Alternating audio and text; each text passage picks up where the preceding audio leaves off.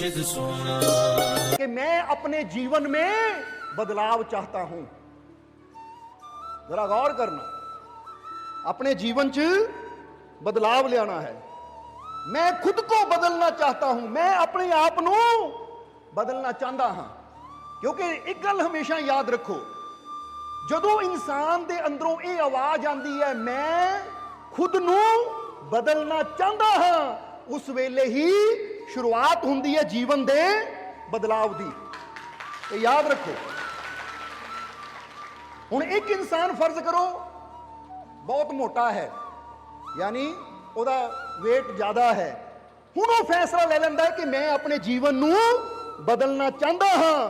और ये फैसला जदों वो दिलों लैंदा है तो उस दिन तो कोशिश करता है अपने वेट को घटाण दी, फिर एक्सरसाइज करता है, रनिंग करता है, डाइटिंग करता है, यानी जो भी उन्होंने ठीक लगता है फिर वो करन दी कोशिश करता है। पर वो कोशिश बाद विच हुंदी है, पहला फैसला लेना पैंदा है कि मैं बदलना चाहता हाँ। जे साडे जीवन दे विच कोई तकलीफ है, कोई दुख है, फर्ज करो एक इंसान को शुगर की बीमारी है, हुण वो फैसला ले लवे कि मेरी शुगर हर वेले 150, 200, 250 रहिंदी है, अज तो मैं फैसला कर लिया कि मैं बदलाव लियाना अपने जीवन च, अज तो मैं मिठा खाना छड़ दिता, अज तो मैं योगा करूंगा, एक्सरसाइज करूंगा, या सवेरे सवेरे उठ के अमृत वेले प्रभु का सिमरन करूंगा, नाल नाल सैर भी करूंगा। तो फिर देखो जो ये फैसला ले लिया अपने अंदर बदलाव लियाण दा और उन्हें कोशिश शुरू कर दी तो जीवन च बदलाव आ भी जाता है। क्योंकि सब तो पहला ये याद रखो कि जिंदगी बाद विच बदलती है, यानी बाहर जो है वो बाद विच बदलता है, पहला बदलना पैंदा सानू अपने अंदरों अपनी सोच नू। इसलिए तुसी देखना, तुसी एक घर च रहिंदे हो ना, जे उस घर का रंग भी बदलना होवे तो तुसी पहला रंग नहीं बदलते, पहला अपनी सोच बदलते हो कि भाई घर च आ रंग है, हुण असीं ये घर दे विच कोई होर रंग करवाना है। बोलो समझदे हो कि नहीं? हुण जदों सोच आती है फिर की हुंदा, फिर रंग सिलैक्ट करते हैं, फिर असीं शेड कार्ड देखते हैं जिते रंग हुंदे है, फिर जिहड़ा रंग सानू पसंद आंदा है सिलैक्ट करते हैं। हुण सिलैक्ट कित्थे कीता? सोच अंदर कि मैं घर च बदलाव लियाना है, रंग बदलना है। हुण रंग बदलना है, मन च सोच आ गई, फिर असीं रंग पसंद करते हैं, जदों पसंद आंदा है तो फिर असीं वो घर का रंग बदल भी दिंदे हैं। इसलिए अगर तुसीं थोड़ा जिहा देखो कि इंसान के जीवन च बदलाव क्यों नहीं आता, क्योंकि इंसान कभी निर्णय नहीं लेंदा, कभी फैसला नहीं करता कि मैं अपने जीवन को बदलना है।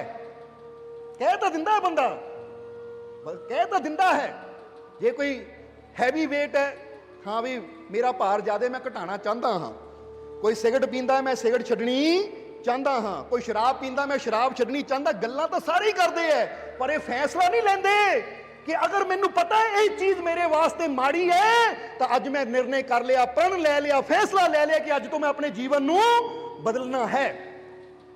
और जदों ये फैसला पक्का इंसान ले लेंदा है तो फिर इंसान कोशिश करता है और कोशिश करन दे नाल ही जीवन च बदलाव भी आ जाता है। इसलिए अज तुसी भी अगर जीवन च खुशी चाहते हो, जीवन च आनंद चाहते हो, अपनियां कमियां नू दूर करना चाहते हो, क्योंकि हर इंसान नू पता हुंदा है मेरे अंदर केड़ी कमी है। कुछ कमियां ऐसियां हुंदियां जिहड़ियां साडे सज्जणा मित्रां नू, रिश्तेदारां नू, पति नू, पत्नी नू पता हुंदियां है, पर कुछ कमियां ऐसियां भी हुंदियां जिहदे बारे बंदे नू खुद नू ही पता हुंदा, किसी नू दसदा नहीं है।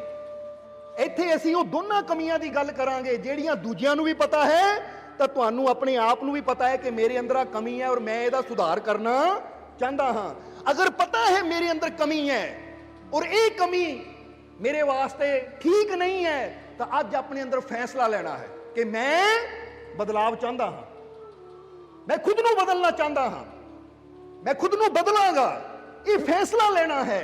और जदों ये फैसला इंसान लेंदा है तो फिर जिद्दां दसिया कि पहला फैसला ही लिया जाता है, बदलाव तो बाद में आता है। इसी तरह तुसी जीवन दे विच किसी नू भी देख लो, चाहे गुरुआं रहबरां दी गल करिए, पीरां फकीरां दी गल करिए या किसी बिजनेसमैनां दी गल करिए, कि उन्होंने पहला कुछ फैसले ले और फिर उस फैसले ते मेहनत की और मेहनत करके उस मंजिल नू पा लिया कि अज सारी दुनिया उन्होंने याद करती है।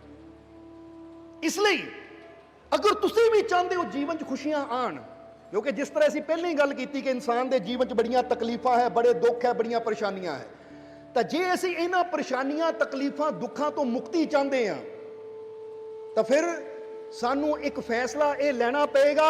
और हुण फैसला ले लिया कि मैं अपने जीवन को बदलना चाहता हाँ, तो असीं बदलाव की करना है। हुण जरा एक दो नुकते ऐसे ही दस देने, बाकी तुहानू अपनी कमियां का पता है, तुसी देखना है कि मैं इन्हां कमियां नू दूर करने वास्ते की कर सकदा। क्योंकि पहली गल ये याद रखना, हुण बदलाव वास्ते किहड़े किहड़े स्टैप सानू उठाने पैने हैं। कुछ ऐसे ही दस देने हैं, तो कुछ तुसी अपनी कमियां नू समझ के आप कोशिश करनी है कि असीं अपने जीवन च कुछ नियम बनाइए ताकि साडियां कमियां दूर होण। हुण कुछ ऐसे स्टैप दस देने हैं, इसलिए वो भी याद रखने तुसी कि पहली गल याद रखो कि जीवन च खुश होना है, तंदुरुस्त होना है, कामयाब होना है, तो फिर अपना जिहड़ा माइंड है ना, अपना मन है, इनू क्यों तो कैसे ते सैट करो। क्योंकि जिहड़ा इंसान क्यों दे विच जिउंदा है वह सदा दुखी रहिंदा है, तो जिहड़ा इंसान क्यों तो कैसे विच आ जाता है वह इंसान जीवन च कामयाब भी हो जाता है। समझ आई कि नहीं? गल तो छोटी जही है, एक पासे क्यों और एक पासे कैसे।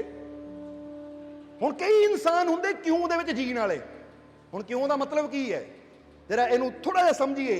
कई इंसान जींदे है कि जे उन्हां दे सिर च दर्द है, ये दर्द क्यों हो गया, ये दर्द क्यों होया, वो क्यों दे विच आ जांदे है, ये गल मेरे नाल क्यों होई, ये मैनू आ तकलीफ क्यों आई, मैनू आ परेशानी क्यों आई, वो क्यों दे विच ही जिंदगी जींदे है।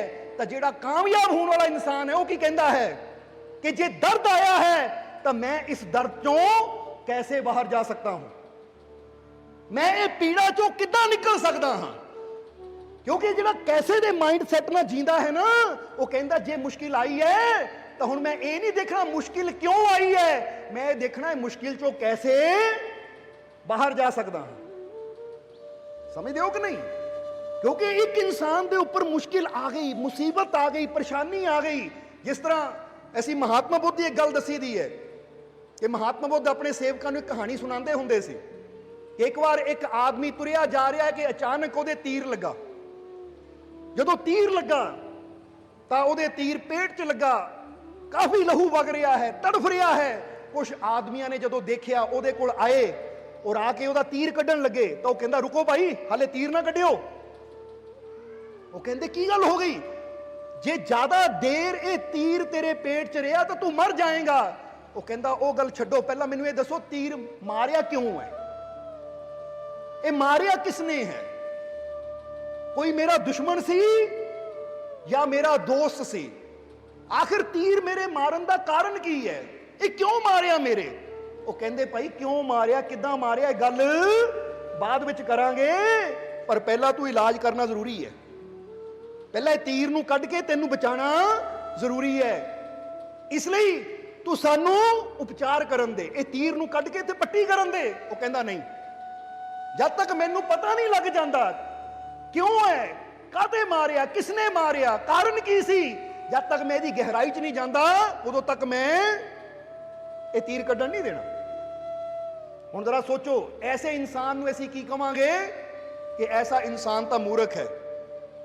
क्योंकि क्यों मारिया, किद्दां होया, काते होया, अगर एदी खोज विच लगे रहे तो फिर तो जान चली जाएगी, बचाव हो ही नहीं सकता। इसी तरह कई इंसान कहते हैं जीवन च दुख क्यों है, ये सानू रब ने जिंदगी क्यों दी, ये दुनिया क्यों बनाई, ये रब ने इदां क्यों किया, रब ने उदां क्यों किया। कई इन्हां सवालों च उलझे रहते हैं और ये कोशिश नहीं करते समझण दी कि हुण जिंदगी मिल गई है तो क्यों दी। ये गल छड्डिए, बल्कि ये देखिए कि जीवन नूं सफल किस तरह बनाया जा सकता है, ये जीवन च आनंद किस तरह प्राप्त किया जा सकता है, ये जिंदगी नूं परमानंद नाल किस तरह जोड़िया जा सकता है। ये चीज नूं समझिए।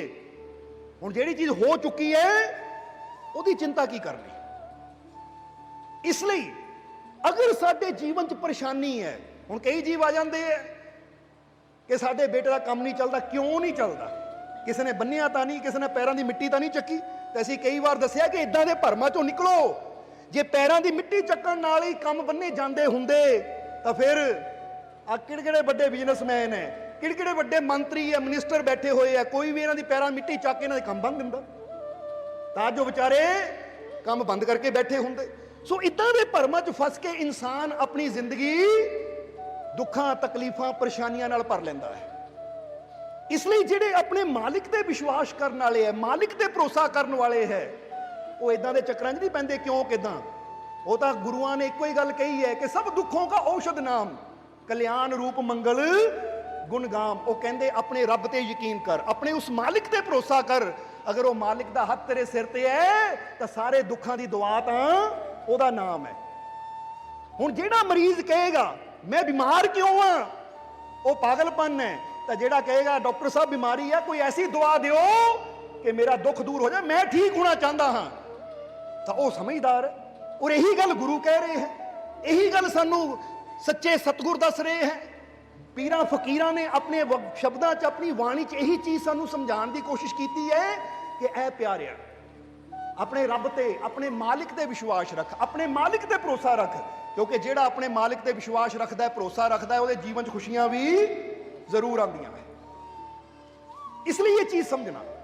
ਔਰ ਦੂਸਰੀ ਗੱਲ ਅਸੀਂ ਕੀ ਸਮਝਣੀ ਹੈ ਕਿ ਅਗਰ ਆਪਣੇ ਜੀਵਨ 'ਚ ਬਦਲਾਵ ਲਿਆਉਣਾ ਚਾਹੁੰਦੇ ਹਾਂ, ਆਪਣੇ ਜੀਵਨ 'ਚ ਖੁਸ਼ੀ ਚਾਹੁੰਦੇ ਹਾਂ, ਤਾਂ ਨੈਗੇਟਿਵਿਟੀ ਨਾਲ ਜੁੜਨਾ, ਨੈਗੇਟਿਵ ਸੋਚਣਾ ਬੰਦ ਕਰੀਏ। ਇਹ ਗੱਲ ਯਾਦ ਰੱਖੋ, ਕਿਉਂਕਿ ਅੱਜ ਕੱਲ ਅਸੀਂ ਦੇਖਦੇ ਹਾਂ ਕਿ ਇਨਸਾਨ ਮੋਬਾਈਲ ਤੇ ਮੈਸੇਜ ਪੜ੍ਹਦਾ ਹੈ ਤਾਂ ਉਹ 'ਚ ਵੀ ਜ਼ਿਆਦਾ ਨੈਗੇਟਿਵਿਟੀ ਹੁੰਦੀ ਹੈ। ਕਿਤੇ ਹੱਤਿਆ ਹੋ ਗਈ, ਕਿਤੇ ਚੋਰੀ ਹੋ ਗਈ, ਕਿਸੇ ਦਾ ਘਰ ਲੁੱਟਿਆ ਗਿਆ, ਕਿਸੇ ਦਾ ਕੋਈ ਐਕਸੀਡੈਂਟ ਹੋ ਗਿਆ, ਕਿਸੇ ਨਾਲ ਕੋਈ ਮਾੜਾ ਹੋ ਗਿਆ। ਉਹ ਖਬਰਾਂ ਅਸੀਂ ਜਦੋਂ ਦੇਖਦੇ ਹਾਂ, ਪੜ੍ਹਦੇ ਹਾਂ, ਤਾਂ ਜ਼ਰਾ ਸੋਚੋ ਸਾਡੇ ਅੰਦਰ ਕੀ ਜਾ ਰਿਹਾ ਹੈ, ਕੀ ਜਾ ਰਿਹਾ ਸਾਡੇ ਅੰਦਰ? ਨੈਗੇਟਿਵਿਟੀ। ਹੁਣ ਜਿਹੜੀ ਚੀਜ਼ ਪੜ੍ਹਨ ਨਾਲ, ਜਿਹੜੀ ਚੀਜ਼ ਸੁਣਨ ਨਾਲ ਮਨ ਨੂੰ ਪਰੇਸ਼ਾਨੀ ਹੋਵੇ, ਅੰਦਰ ਤਕਲੀਫ ਪੈਦਾ ਹੋਵੇ, ਸਾਨੂੰ ਚਾਹੀਦਾ ਹੈ ਉਹ ਚੀਜ਼ਾਂ ਤੋਂ ਅਸੀਂ ਦੂਰ ਰਹੀਏ। ਅਗਰ ਫੈਲਾਣਾ ਹੀ ਹੈ, ਅਗਰ ਕੁਝ ਕਰਨਾ ਹੀ ਹੈ, ਤਾਂ ਅੱਛੀ ਚੀਜ਼, ਅੱਛੀ ਗੱਲ ਦੂਜਿਆਂ ਨਾਲ ਕਰੀਏ, ਜਿਹਦੇ ਨਾਲ ਦੂਜੇ ਦੇ ਜੀਵਨ ਦੇ ਵਿੱਚ ਖੁਸ਼ੀ ਆਵੇ, ਜਿਹਦੇ ਨਾਲ ਦੂਜੇ ਦੇ ਜੀਵਨ 'ਚ ਆਨੰਦ ਆਵੇ। ਹੁਣ ਇੱਕ ਜਗ੍ਹਾ ਝਗੜਾ ਹੋ ਰਿਹਾ ਹੈ, ਝਗੜੇ ਨੂੰ ਤਾਂ ਹਜ਼ਾਰਾਂ ਲੋਕ ਦੇਖਣਗੇ ਰੁਕ ਰੁਕ ਕੇ, ਪਰ ਇੱਕ ਜਗ੍ਹਾ ਸੁੰਦਰ ਫੁੱਲ ਖਿਲਿਆ ਹੈ, ਉਹ ਫੁੱਲ ਦੀ ਖੂਬਸੂਰਤੀ ਨੂੰ ਦੇਖਣ ਵਾਸਤੇ ਕੋਈ ਨਹੀਂ ਰੁਕੇਗਾ। ਜ਼ਰਾ ਸੋਚੋ। ਫਿਰ ਬੰਦਾ ਕਹਿੰਦਾ ਦੁਨੀਆ ਬੜੀ ਮਾੜੀ, ਦੁਨੀਆ ਬੜੀ ਬੁਰੀ।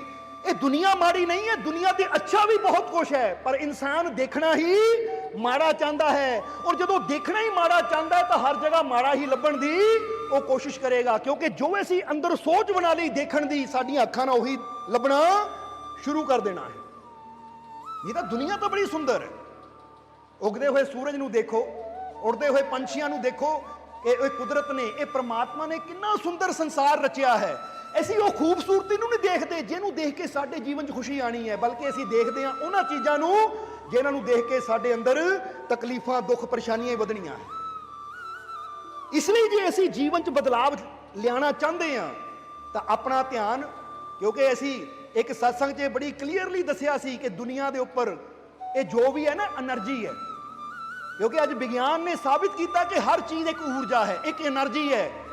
ਔਰ ਬਰੂਸ ਲਿਪਟਨ ਡਾਕਟਰ ਨੇ ਤੇ ਖਾਸ ਦੱਸਿਆ, ਸਾਇੰਟਿਸਟ ਵੀ ਹੈ ਬਰੂਸ ਲਿਪਟਨ, ਉਹ ਕਹਿੰਦੇ ਹੈ ਕਿ ਇਨਸਾਨ ਦੀ ਬਾਡੀ ਹੀ 50 ਟ੍ਰਿਲੀਅਨ ਸੈੱਲਾਂ ਤੋਂ ਬਣੀ ਹੈ। ਇਹ ਸਾਰਾ ਸੰਸਾਰ ਹੀ ਉਹ ਕਹਿੰਦੇ ਇੱਕ એનર્ਜੀ ਹੈ।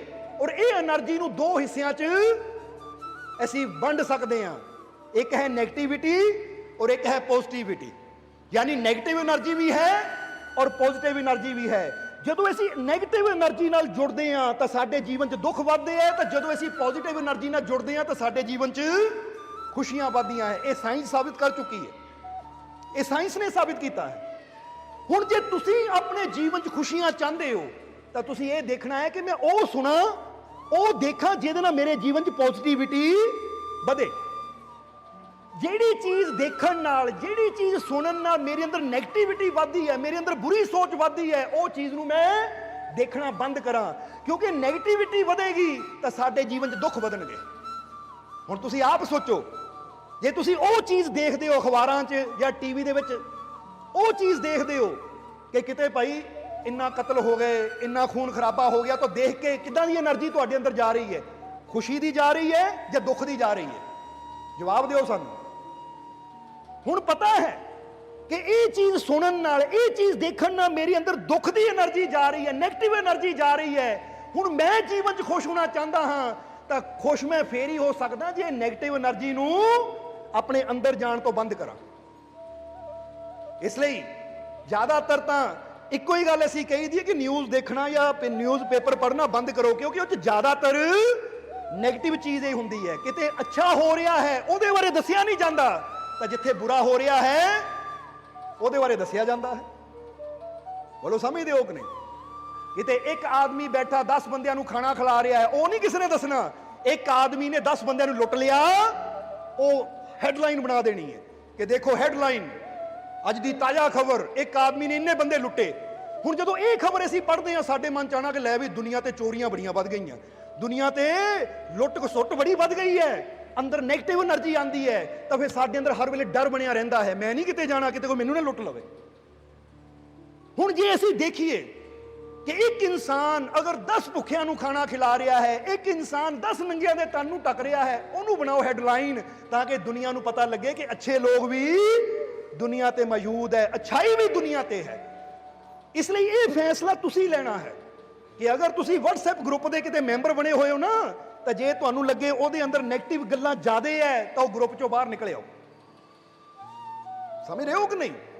ਅਗਰ ਤੁਸੀਂ ਕਿਤੇ ਬੈਠੇ ਹੋ, ਕਿਸੇ ਦੇ ਘਰ 'ਚ ਜਾਂਦੇ ਹੋ ਔਰ ਉਹ ਘਰ ਦੇ ਵਿੱਚ ਇਦਾਂ ਦੀਆਂ ਗੱਲਾਂ ਹੋ ਰਹੀਆਂ ਹੈ ਜੋ ਤੁਹਾਡੇ ਨੂੰ ਨੈਗੇਟਿਵਿਟੀ ਨਾਲ ਭਰ ਰਹੀਆਂ, ਤਾਂ ਉਸ ਘਰ 'ਚੋਂ ਉਠੋ ਔਰ ਘਰ ਦੇ ਬਾਹਰ ਚਲੇ ਜਾਓ, ਕਿਉਂਕਿ ਇਹ ਚੀਜ਼ਾਂ ਤੁਹਾਡੇ ਜੀਵਨ ਦੇ ਅੰਦਰ ਦੁੱਖ, ਪਰੇਸ਼ਾਨੀਆਂ, ਤਕਲੀਫਾਂ ਹੀ ਵਧਾਉਣਗੀਆਂ।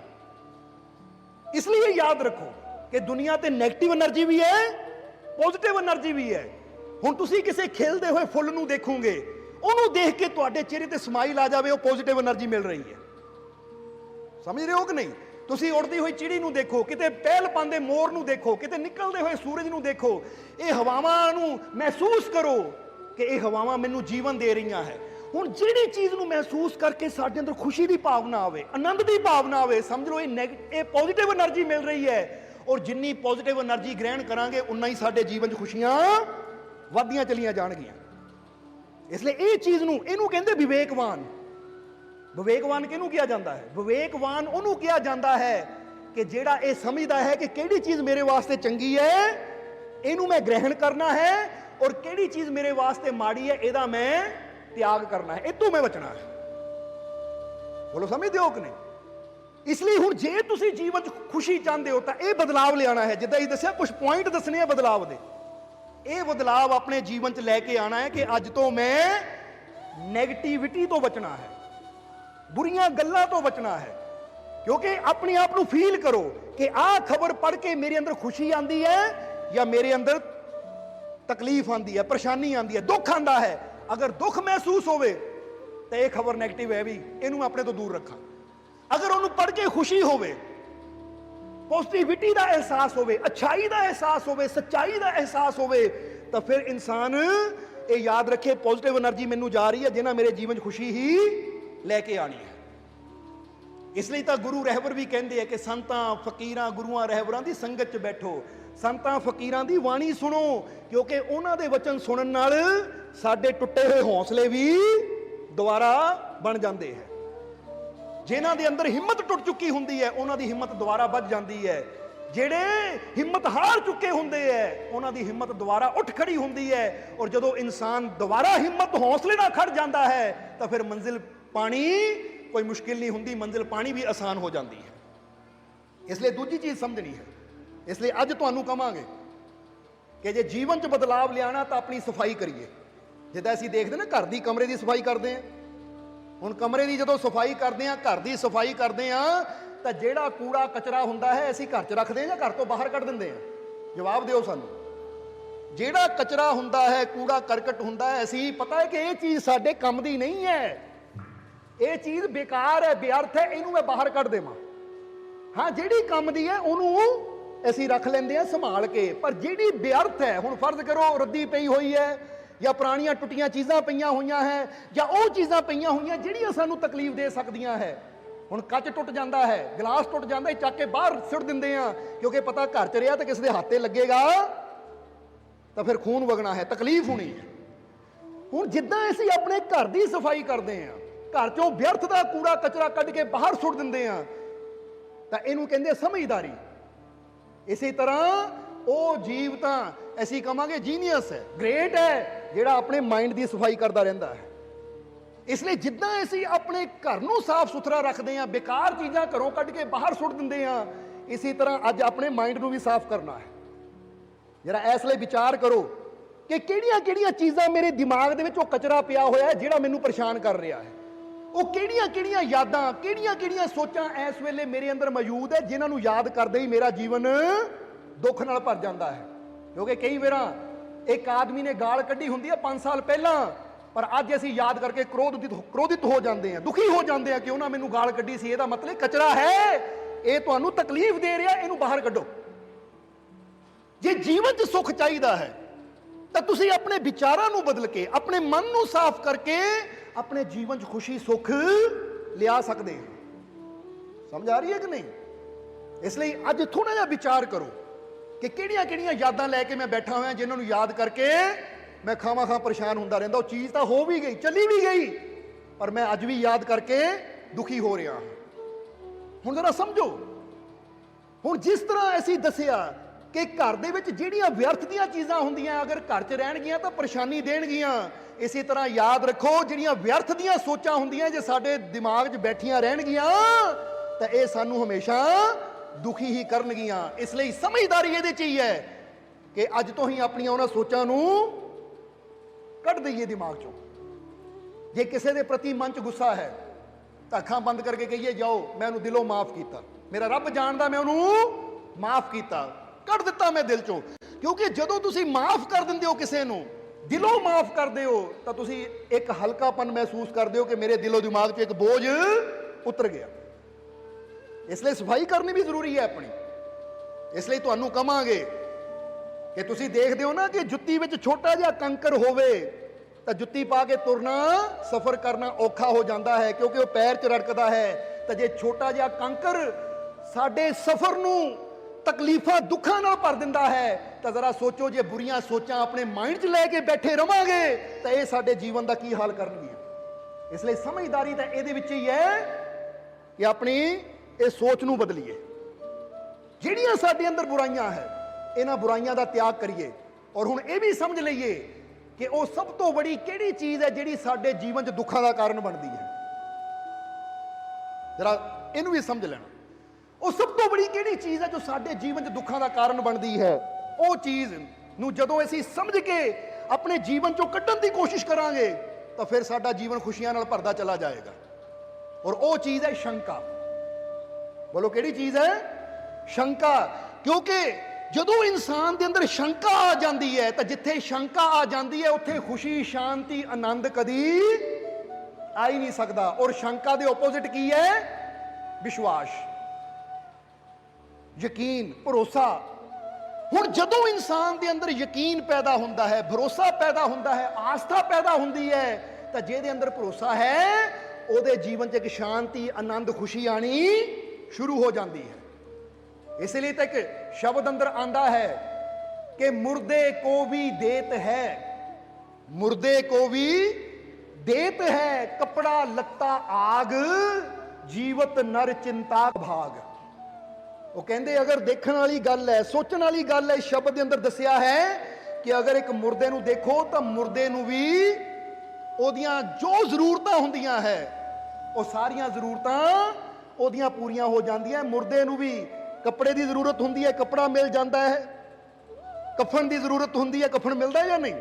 ਲੱਕੜਾਂ ਦੀ ਜ਼ਰੂਰਤ ਹੁੰਦੀ ਹੈ, ਕਬਰ ਦੀ ਜ਼ਰੂਰਤ ਹੁੰਦੀ ਹੈ, ਉਹ ਮਿਲਦੇ ਆ ਜਾਂ ਨਹੀਂ? ਹੁਣ ਮੁਰਦੇ ਦੀਆਂ ਜ਼ਰੂਰਤਾਂ ਵੀ ਉਹ ਕੁਦਰਤ ਪੂਰਾ ਕਰ ਦਿੰਦੀ ਹੈ। ਤਾਂ ਫਿਰ ਉਹ ਕਹਿੰਦੇ ਜੀਂਦਾ ਇਨਸਾਨ, ਜੇ ਤੈਨੂੰ ਤੇਰੇ ਮਾਲਿਕ ਨੇ ਜੀਵਨ ਦਿੱਤਾ ਹੈ ਤਾਂ ਤੇਰੀਆਂ ਜ਼ਰੂਰਤਾਂ ਵੀ ਜ਼ਰੂਰ ਪੂਰੀਆਂ ਕਰੇਗਾ। ਤੂੰ ਚਿੰਤਾ ਕਿਉਂ ਕਰਦਾ ਹੈ? ਆਪਣੇ ਮਾਲਿਕ ਤੇ ਵਿਸ਼ਵਾਸ ਰੱਖ। ਕਿਉਂਕਿ ਜਿਨ੍ਹਾਂ ਦੇ ਦਿਲਾਂ 'ਚ ਵਿਸ਼ਵਾਸ ਹੁੰਦਾ ਹੈ, ਜਿਨ੍ਹਾਂ ਦੇ ਦਿਲਾਂ 'ਚ ਵਿਸ਼ਵਾਸ ਹੁੰਦਾ ਹੈ, ਤਾਂ ਫਿਰ ਇੱਥੇ ਵਿਸ਼ਵਾਸ ਦੀ ਇੱਕ ਬੜੀ ਪਿਆਰੀ ਸਾਨੂੰ ਕਹਾਣੀ ਯਾਦ ਆ ਗਈ। ਇਹ ਕਹਾਣੀ ਹੈ ਸ਼੍ਰੀ ਕ੍ਰਿਸ਼ਨ ਦੇ ਔਰ ਅਰਜੁਨ ਦੇ ਜੀਵਨ ਦੀ। ਜਰਾ ਸਮਝਣਾ, ਇਸ ਤੋਂ ਵਿਸ਼ਵਾਸ ਦਾ ਪਤਾ ਲੱਗਦਾ ਹੈ ਕਿ ਜਦੋਂ ਮਹਾਭਾਰਤ ਦਾ ਯੁੱਧ ਚੱਲ ਰਿਹਾ ਸੀ, ਮਹਾਭਾਰਤ ਦਾ ਯੁੱਧ ਚੱਲ ਰਿਹਾ ਸੀ, ਤਾਂ ਇੱਕ ਪਾਸੇ ਕੌਰਵਾਂ ਦੀ ਸੈਨਾ, ਇੱਕ ਪਾਸੇ ਪਾਂਡਵਾਂ ਦੀ ਸੈਨਾ। और ये तुसी जानते हो कि कौरवां दी सेना च बड़े बड़े योद्धा से, खास करके भीषम पितामा, जिन्हां नूं गंगा पुत्र भीषम पितामा कहा जाता से। हुण कहते हैं कि भीषम पितामा बहुत बलशाली से।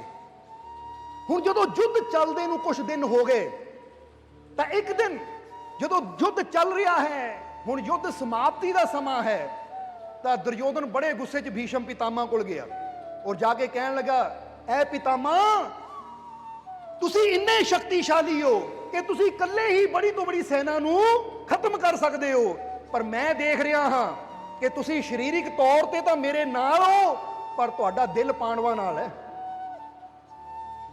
तुसी शरीरिक तौर ते तो मेरे नाल खड़े हो, पर तुहाडा दिल पांडवां दे नाल है, इसे लिए तुसी पांडवां ते हमला नहीं कर रहे। नहीं तो तुहाडे सामने अर्जुन की चीज है, तुसी इन्ने बड़े योद्धा हो, बलशाली हो, अर्जुन तो तुहाडे सामने बच्चा है, और हाले तक अर्जुन तुहाडे सामने खड़ा है, तुसी उहदा वध क्यों नहीं कीता, उहनूं खत्म क्यों नहीं कीता। इत्थों पता लगता है कि तुसी मैनूं धोखा दे रहे हो। प्रण बचन तुसी कीता है हस्तिनापुर दी रक्षा करन दा, पर साथ तुसी पांडवां दा दे रहे हो। जदों गुस्से विच दुर्योधन ने यह गल भीषम पितामा नूं कही, तो भीषम पितामा नूं भी अग्यों क्रोध आ गया। हुण भीषम पितामा ने कहा, दुर्योधन तैनूं की लगता है मैं तैनूं धोखा दे रहा हाँ? अगर मैं तैनूं धोखा देना हुंदा तो फिर मैं तेरे कोल नहीं खड़ा होना सी, क्योंकि मैनूं किसी ने रोकिया होया नहीं है, मैं पांडवां दा साथ दे सकदा सी, पर यह मैं रुकिया होया तेरे कोल क्योंकि मैं वचनबद्ध हां कि मैं हस्तिनापुर दे सिंघासन ते जो भी उसकी रक्षा करनी है। इसलिए जे तैनूं लगता है कि मैं धोखा दे रहा तो लै, मैं प्रण करदा हाँ, मैं सारिਆਂ ਨੂੰ ਇਹ ਜ਼ਮੀਨ ਆਸਮਾਨ ਨੂੰ ਸਾਖੀ ਮੰਨ ਕੇ ਇਹ ਪ੍ਰਣ ਕਰਦਾ ਹਾਂ ਕਿ ਕੱਲ ਯੁੱਧ ਵਿੱਚ ਜਾਂ ਤਾਂ ਅਰਜੁਨ ਬਚੇਗਾ ਜਾਂ ਮੈਂ। ਕੱਲ ਦਾ ਸੂਰਜ ਡੁੱਬਣ ਤੋਂ ਪਹਿਲਾਂ ਪਹਿਲਾਂ ਜਾਂ ਤਾਂ ਅਰਜੁਨ ਖਤਮ ਹੋਏਗਾ ਜਾਂ ਮੈਂ ਆਪਣੀ ਜਾਨ ਦੇ ਦੂੰਗਾ। ਇਹ ਮੈਂ ਪ੍ਰਣ ਕਰਦਾ ਹਾਂ। ਹੁਣ ਇਹੀ ਤਾਂ ਦੁਰਯੋਧਨ ਚਾਹੁੰਦਾ ਸੀ ਕਿ ਭੀਸ਼ਮ ਨੂੰ ਗੁੱਸਾ ਦਿਲਾ ਕੇ ਪ੍ਰਣ ਲਿਆ ਜਾਵੇ, ਕਿਉਂਕਿ ਪਤਾ ਹੈ ਕਿ ਅਰਜੁਨ ਖਤਮ ਹੋ ਗਿਆ ਤਾਂ ਯੁੱਧ ਅਸੀਂ ਜਿੱਤ ਗਏ। ਹੁਣ ਜਦੋਂ ਭੀਸ਼ਮ ਪਿਤਾਮਾ ਨੇ ਇਹ ਪ੍ਰਤਿਗਿਆ ਲਈ ਤਾਂ ਕਹਿੰਦੇ ਪ੍ਰਤਿਗਿਆ ਅੱਗ ਮੰਗੋ, ਇਹਦੀ ਖਬਰ ਚਾਰੋਂ ਪਾਸੇ ਫੈਲ ਗਈ। युद्ध समाप्त होया, सारे अपने अपने तंबुआं च चले गए। इधर जदों कृष्ण नूं पता लगा कि भीषम पितामा ने प्रतिज्ञा ले ली है कि कल सूरज डुबण तो पहला पहला या तो अर्जुन मरेगा या मैं अपनी जान दे देनी है, तो कृष्ण थोड़े चिंतित होए, क्योंकि भीषम बहुत बड़े योद्धा सी, बहुत सियाणे भी सी, अनुभवी सी, समझदार सी। हुण जदों कृष्ण नूं ये पता लगा तो कृष्ण अर्जुन नूं मिलण वास्ते गए। हुण जदों अर्जुन नूं मिलण वास्ते श्री कृष्ण गए, अर्जुन दे तंबू च पहुंचे जिथे अर्जुन आराम कर रहा सी। जदों श्री कृष्ण ने जाके देखिया तो की देखिया कि अर्जुन बड़ी गहरी नींद च सुता होया है, क्योंकि दिन भर दा थकिया खाना खा के सौ गया। श्री कृष्ण हैरान कि ये आराम कर रहा है। वो एडे बड़े योद्धा ने, भीषम ने प्रतिज्ञा ली है या मैं कल इनू मारना या आप मरूं, ये कोई छोटी गल नहीं है। मैं तो सोचा सी अर्जुन इस वेले चिंता करता होएगा, सोच रहा होएगा कल मैं की करूं, किहड़ी रणनीति नाल मैं कल युद्ध करा कि मेरी जान बच सके और मैं भीषम नूं खत्म कर सका। पर यह आराम नाल सुता होया है। जाके श्री कृष्ण ने अर्जुन नूं जगाया, अर्जुन उठ। अर्जुन उठिया, अखां मलदा होया कहंदा, हाँ कान्हा तुसी, हे सखा तुसी, क्योंकि अर्जुन श्री कृष्ण नूं मित्र भी मनदा सी तो गुरु भी मनदा सी। हुण जदों अर्जुन उठिया हाथ जोड़ के खड़ गया तो श्री कृष्ण कहंदे, अर्जुन तू भीषम की प्रतिज्ञा नहीं सुनी कि भीषम पितामा ने प्रतिज्ञा ली है कि कल सूरज डुबण तो पहला जा मैं अर्जुन नूं खत्म करना या मैं अपने प्राण दे देने हैं। वो भीषम ने प्रतिज्ञा ली है तो तू आराम ना सो रहा है कि तेनू फिक्र नहीं है। तो उस वेले अर्जुन ने मुस्कुरा के कहा कि हे श्री कृष्ण, मैनू फिक्र की है जब मेरी फिक्र करने वाले तुसी बैठे हो। याद रखो, क्योंकि मैनू पता तुसी मेरे नाल हो और तुसी तो मैनू कहा है कि सारियां चिंतावां छड्ड के मेरी शरण में आ जा, फिर तेरी चिंता मैं आप करूं। क्योंकि ये गुरु रहवर, ये रब दे प्यारे, या समझ लो ਉਹ ਪ੍ਰਮਾਤਮਾ, ਉਹ ਪ੍ਰਭੂ ਤੇ ਜੋ ਵਿਸ਼ਵਾਸ ਰੱਖਦਾ ਹੈ, ਜਿਹੜਾ ਆਪਣੀਆਂ ਚਿੰਤਾਵਾਂ ਛੱਡ ਕੇ ਉਹਦੀ ਸ਼ਰਨ 'ਚ ਚਲਾ ਜਾਂਦਾ ਹੈ ਕਿ ਐ ਮੇਰੇ ਮਾਲਿਕ, ਐ ਪ੍ਰਮਾਤਮਾ, ਐ ਪ੍ਰਭੂ, ਮੈਂ ਤੇਰਾ, ਤੂੰ ਮੇਰੀ ਚਿੰਤਾ ਕਰਨੀ ਹੈ, ਹੁਣ ਮੈਨੂੰ ਕੋਈ ਚਿੰਤਾ ਨਹੀਂ ਹੈ, ਫਿਰ ਉਹਦੀ ਫਿਕਰ, ਉਹਦੀ ਸੰਭਾਲ ਪ੍ਰਮਾਤਮਾ ਆਪ ਕਰਦਾ ਹੈ। ਇਸ ਲਈ ਅਰਜੁਨ ਨੇ ਕਿਹਾ ਕਿ ਮੈਂ ਆਰਾਮ ਨਾਲ ਸੁੱਤਾ ਆ ਤੁਹਾਡੇ ਭਰੋਸੇ, ਕਿਉਂਕਿ ਮੈਨੂੰ ਪਤਾ ਹੈ ਤੁਸੀਂ ਮੇਰੇ ਨਾਲ ਹੋ। ਤਾਂ ਇੱਕ ਭੀਸ਼ਮ ਪਿਤਾਮਾ ਕੀ, ਅਗਰ ਹਜ਼ਾਰਾਂ ਭੀਸ਼ਮ ਪਿਤਾਮਾ ਵੀ ਖੜੇ ਹੋ ਜਾਣਗੇ ਤਾਂ ਮੇਰਾ ਕੁਝ ਨਹੀਂ ਵਿਗਾੜ ਸਕਦੇ, ਕਿਉਂਕਿ ਤੁਸੀਂ ਮੇਰੇ ਹੀ ਰੱਖਿਆ ਕਰਨ ਵਾਲੇ ਮੇਰੇ ਨਾਲ ਹੋ। ਜਦੋਂ ਇੰਨੀ ਗੱਲ ਅਰਜੁਨ ਨੇ ਕਹੀ ਤਾਂ ਸ਼੍ਰੀ ਕ੍ਰਿਸ਼ਨ ਮੁਸਕਰਾਏ, ਕਹਿੰਦੇ ਫਿਰ ਸੌਂ ਜਾ, ਫਿਰ ਕਹਿੰਦੇ ਸੌਂ ਜਾ, ਕਿਉਂਕਿ ਇੱਥੇ ਕੀ ਇਸ਼ਾਰਾ ਦੱਸਣਾ ਚਾਹਾਂਗੇ, ਇਹ ਕੁਦਰਤ, ਉਹ ਪਰਮਾਤਮਾ ਵੀ ਦੇਖਦਾ ਹੈ ਕਿ ਬੰਦਾ ਮੇਤੇ ਕਿੰਨਾ ਕੁ ਵਿਸ਼ਵਾਸ ਕਰਦਾ ਹੈ। ਔਰ ਇਹੀ ਗੱਲ ਤਾਂ ਗੁਰਬਾਣੀ 'ਚ ਵੀ ਗੁਰੂਆਂ ਨੇ ਦੱਸੀ ਹੈ, ਤੂੰ ਕਾਹੇ ਡੋਲੇ ਪ੍ਰਾਣੀਆਂ ਤੁਧ ਰਾਖੇਗਾ ਸਿਰਜਣਹਾਰ, ਕਿ ਤੂੰ ਕਿਸ ਚੀਜ਼ ਦੀ ਚਿੰਤਾ ਕਰਦਾ ਹੈ, ਕਿਸ ਚੀਜ਼ ਦੀ ਫਿਕਰ ਕਰਦਾ ਹੈ, ਤੇਰੀ ਰੱਖਿਆ, ਤੇਰੀ ਸੰਭਾਲ ਉਹ ਪਰਮਾਤਮਾ ਆਪ ਕਰੇਗਾ। ਉਸ ਤੇ ਵਿਸ਼ਵਾਸ ਰੱਖ, ਉਸ ਤੇ ਯਕੀਨ ਰੱਖ।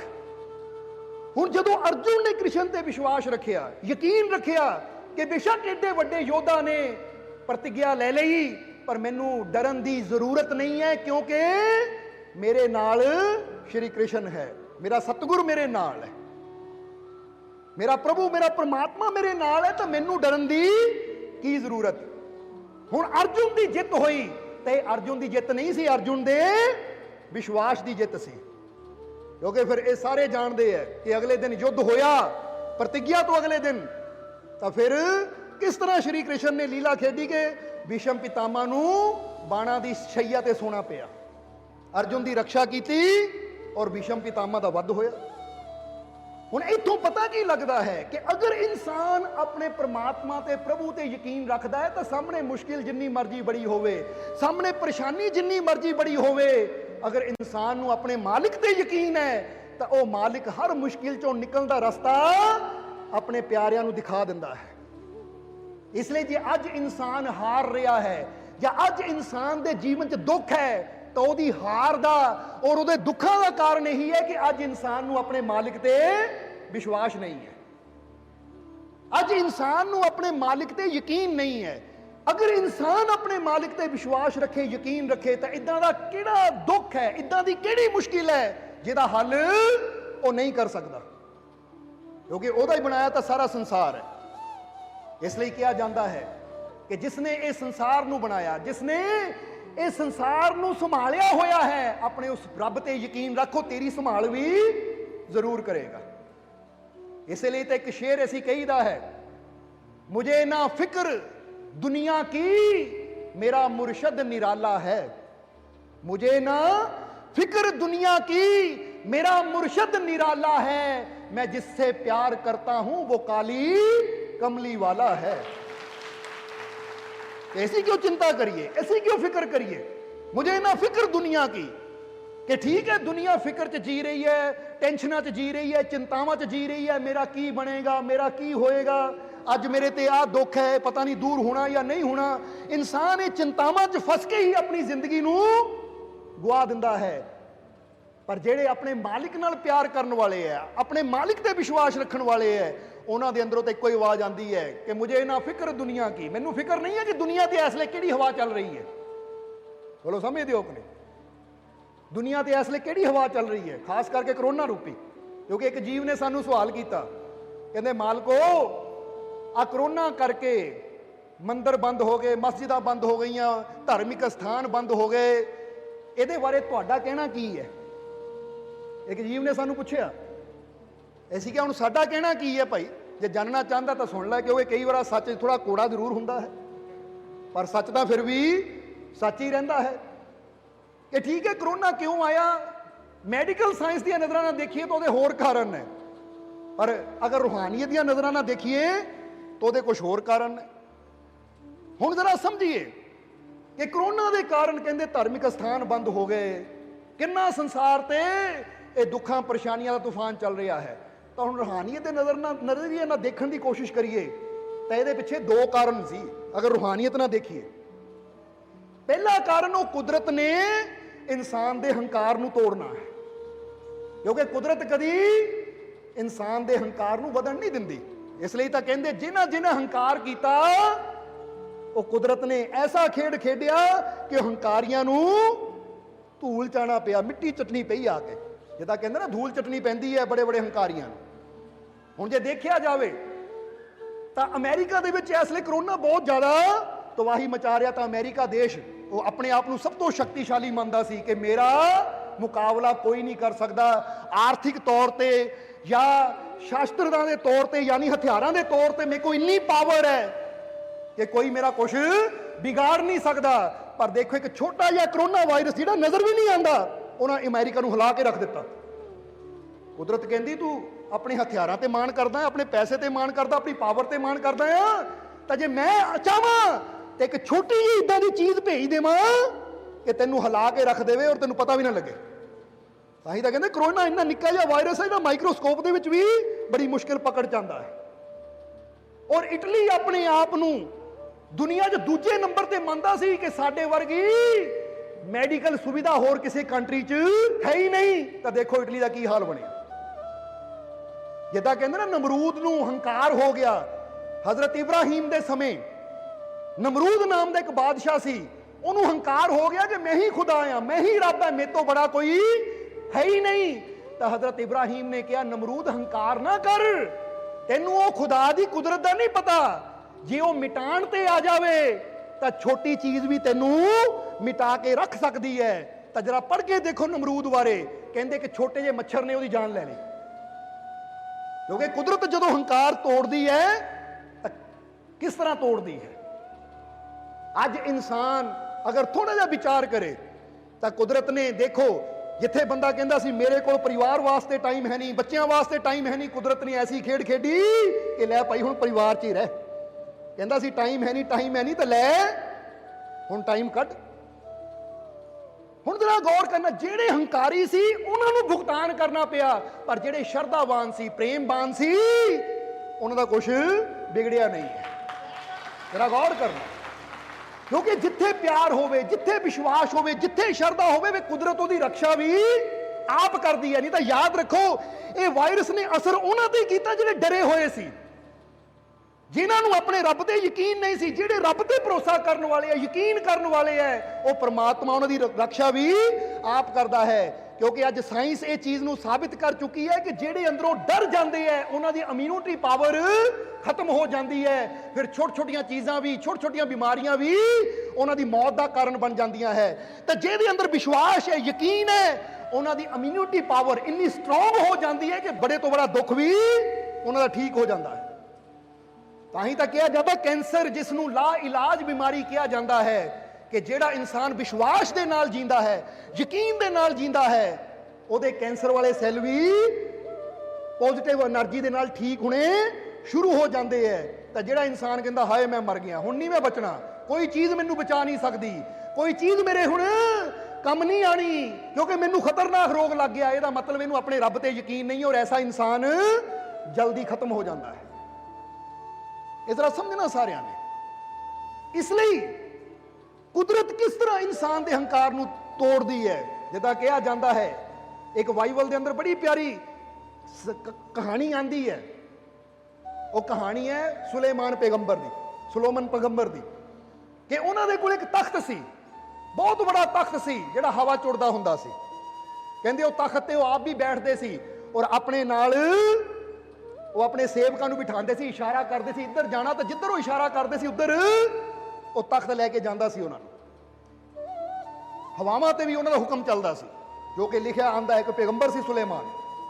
हुण एक बार वो तख्त ते बैठे जा रहे हैं, जदों जा रहे हैं तख्त ते बैठे, तो तख्त ते बैठिया बैठिया उन्होंने मन च हंकार आ गया कि मेरे च कितनी ताकत है, कितनी शक्ति है, हवावां भी मेरे हुक्म नाल चलदियां है, ये तख्त भी मेरे हुक्म नाल जिथे चाहता है उड़ के जाता है। जदों मन दे विच सोच आई तो तख्त थोड़ा टेढ़ा हो गया। जिद्दां ही टेढ़ा होया कई लोग गिर के मर गए। तो सुलेमान ने पैर मारिया तख्त ते, कहंदे ऐ तख्त टेढ़ा क्यों हो गया, सीधा हो जा, टेढ़ा क्यों हो गया, तेरे टेढ़ा होने नाल, तिरछा होने नाल देख मेरे कई प्यारे मर गए, सीधा हो जा। तो तख्त तो आवाज आई, कहंदे हजरत तुसी अपने मन नूं सीधा कर लो, मैं आप ही सीधा हो जाना। ਕਿਉਂਕਿ ਤੁਹਾਡਾ ਮਨ ਟੇਢਾ ਹੋ ਗਿਆ ਕਿ ਮੇਰੇ 'ਚ ਕਿੰਨੀ ਤਾਕਤ, ਮੈਂ ਕਿੰਨਾ ਸ਼ਕਤੀਸ਼ਾਲੀ, ਇਹ ਹਵਾਵਾਂ ਮੇਰੇ ਹੁਕਮ ਨਾਲ ਚੱਲਦੀਆਂ ਹੈ। ਇਹ ਤੁਹਾਡੇ ਹੁਕਮ ਨਾਲ ਨਹੀਂ, ਇਹ ਤਾਂ ਉਹ ਖੁਦਾ ਦੇ, ਪਰਮਾਤਮਾ ਪ੍ਰਭੂ ਦੇ ਹੁਕਮ ਨਾਲ ਚੱਲਦੀਆਂ ਹੈ। ਕਿਉਂਕਿ ਉਹ ਜਿਹਨੂੰ ਚਾਵੇ ਉਹਨੂੰ ਤਾਕਤ ਦਿੰਦਾ ਹੈ, ਨਹੀਂ ਤਾਂ ਇਨਸਾਨ ਦੀ ਆਪਣੀ ਤਾਕਤ ਕੀ ਹੈ? ਇਨਸਾਨ ਤਾਂ ਮਿੱਟੀ ਦਾ ਪੁਤਲਾ ਹੈ। ਇਸ ਲਈ ਤੁਹਾਡੇ ਅੰਦਰੋਂ ਪਰਮ ਸ਼ਕਤੀ ਛੁਪੀ ਹੋਈ ਹੈ। ਅਗਰ ਉਸ ਸ਼ਕਤੀ ਤੇ ਤੁਸੀਂ ਵਿਸ਼ਵਾਸ ਕਰਦੇ ਹੋ, ਯਕੀਨ ਕਰਦੇ ਹੋ, ਤਾਂ ਫਿਰ ਉਹ ਸ਼ਕਤੀ ਤੁਹਾਨੂੰ ਮਿਲਣੀ ਸ਼ੁਰੂ ਹੋ ਜਾਂਦੀ ਹੈ, ਤੁਹਾਡੇ ਕੰਮ ਆਣੀ ਸ਼ੁਰੂ ਹੋ ਜਾਂਦੀ ਹੈ, ਤੁਹਾਡੀ ਸਹਾਇਤਾ ਕਰਨੀ ਸ਼ੁਰੂ ਕਰ ਦਿੰਦੀ ਹੈ। ਤਾਂ ਜੇ ਉਹ ਸ਼ਕਤੀ ਤੇ ਤੁਸੀਂ ਸ਼ੱਕ ਕਰਦੇ ਹੋ, ਯਕੀਨ ਨਹੀਂ ਕਰਦੇ, ਵਿਸ਼ਵਾਸ ਨਹੀਂ ਕਰਦੇ, ਤਾਂ ਫਿਰ ਉਹਦਾ ਤਾਂ ਕੁਝ ਨਹੀਂ ਵਿਗੜਦਾ, ਪਰ ਇਨਸਾਨ ਬਹੁਤ ਕੁਝ ਗਵਾ ਲੈਂਦਾ ਹੈ। ਸਮਝਦੇ ਹੋ ਕਿ ਨਹੀਂ? ਇਸ ਲਈ ਤੁਸੀਂ ਪਰਮਾਤਮਾ ਤੇ ਯਕੀਨ ਕਰਕੇ, ਵਿਸ਼ਵਾਸ ਕਰਕੇ ਆਪਣੇ ਜੀਵਨ 'ਚ ਕਈ ਖੁਸ਼ੀਆਂ ਪ੍ਰਾਪਤ ਕਰ ਸਕਦੇ ਹੋ।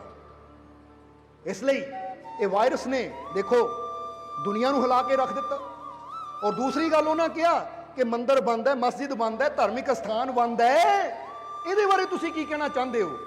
ਤੇ ਇਹਦੇ ਬਾਰੇ ਅਸੀਂ ਕੀ ਕਹਿਣਾ? ਅਸੀਂ ਕਿ ਇਹਦੇ ਬਾਰੇ ਤਾਂ ਸਾਈਂ ਬੁੱਲੇ ਸ਼ਾਹ ਕਹਿ ਚੁੱਕੇ ਹੈ, ਸੁਲਤਾਨ ਵਾਹੂ ਕਹਿ ਚੁੱਕੇ ਹੈ। ਜਿਹੜੀ ਗੱਲ ਕਹੀ ਹੈ ਸੁਲਤਾਨ ਵਾਹੂ ਨੇ ਕਿ ਨਾ ਰੱਬ ਅਰਸ਼ ਮੁਅੱਲਾ ਉੱਤੇ, ਨਾ ਰੱਬ ਖਾਨੇ ਕਾਬੇ ਹੂ, ਗੰਗਾ ਤੀਰਥ ਮੂਲ ਨਾ ਮਿਲਿਆ, ਜਿੱਥੇ ਪੈਂਡੇ ਬੇ ਹਿਸਾਬੇ ਹੂ। ਹੁਣ ਸੁਲਤਾਨ ਵਾਹੂ ਵੀ ਆਪਣੀ ਬਾਣੀ 'ਚ ਕਹਿੰਦੇ ਐ, ਤਾਂ ਬੁੱਲੇ ਸ਼ਾਹ ਕੀ ਕਹਿੰਦੇ ਐ ਕਿ ਮੱਕੇ ਗਿਆ ਰੱਬ ਮਿਲਦਾ ਨਹੀਂ, ਭਵੇਂ 100 ਜੁਮਾ ਪੜ ਆਈਏ, ਗੰਗਾ ਗਿਆ ਰੱਬ ਮਿਲਦਾ ਨਹੀਂ, ਭਵੇਂ 100 ਗੋਤੇ ਖਾਈਏ। ਸੋ ਅੱਜ ਮੰਦਿਰ ਮਸਜਿਦ ਬੰਦ ਹੈ, ਤਾਂ ਕਰੋਨਾ ਵਾਇਰਸ ਨੇ ਸਾਬਿਤ ਕਰਤਾ ਕਿ ਉੱਥੇ ਭਗਵਾਨ ਹੈ ਨਹੀਂ। ਕਿਉਂਕਿ ਜੇ ਭਗਵਾਨ ਹੁੰਦਾ ਤਾਂ ਅੱਜ ਉਹ ਬੰਦ ਨਾ ਹੁੰਦੇ। ਸਮਝ ਆ ਰਹੀ ਹੈ ਕਿ ਨਹੀਂ? ਥੋੜਾ ਜਿਹਾ ਬਰੀਕੀ ਦਾ ਪੁਆਇੰਟ ਹੈ। ਹੋ ਸਕਦਾ ਗੱਲ ਦਿਲ ਨੂੰ ਪਿੰਚ ਕਰੇ, ਦਿਲ ਨੂੰ ਲੱਗੇ, ਪਰ ਥੋੜਾ ਜਿਹਾ ਵਿਚਾਰ ਕਰੀਏ ਕਿ ਜਿੱਥੇ ਭਗਵਾਨ ਹੋਏਗਾ, ਪਰਮਾਤਮਾ ਹੋਏਗਾ, ਜਿੱਥੇ ਪ੍ਰਭੂ ਹੋਏਗਾ, ਉੱਥੇ ਤਾਂ ਕੋਈ ਡਰ, ਕੋਈ ਚਿੰਤਾ, ਕੋਈ ਫਿਕਰ ਹੋ ਹੀ ਨਹੀਂ ਸਕਦੀ। ਪਰ ਕਰੋਨਾ ਵਾਇਰਸ ਨੇ ਸਾਬਿਤ ਕਰਤਾ ਕਿ ਪਿਆਰਿਆ, ਜੇ ਮੰਦਰਾਂ ਮਸਜਿਦਾਂ ਨੂੰ ਤਾਲੇ ਲੱਗੇ ਤੇ ਇਹਦਾ ਮਤਲਬ ਰੱਬ ਉੱਥੇ ਨਹੀਂ ਹੈ, ਰੱਬ ਤੇਰੇ ਅੰਦਰ ਹੈ। ਆਪਣੇ ਅੰਦਰੋਂ ਲੱਭ ਉਸ ਨੂੰ।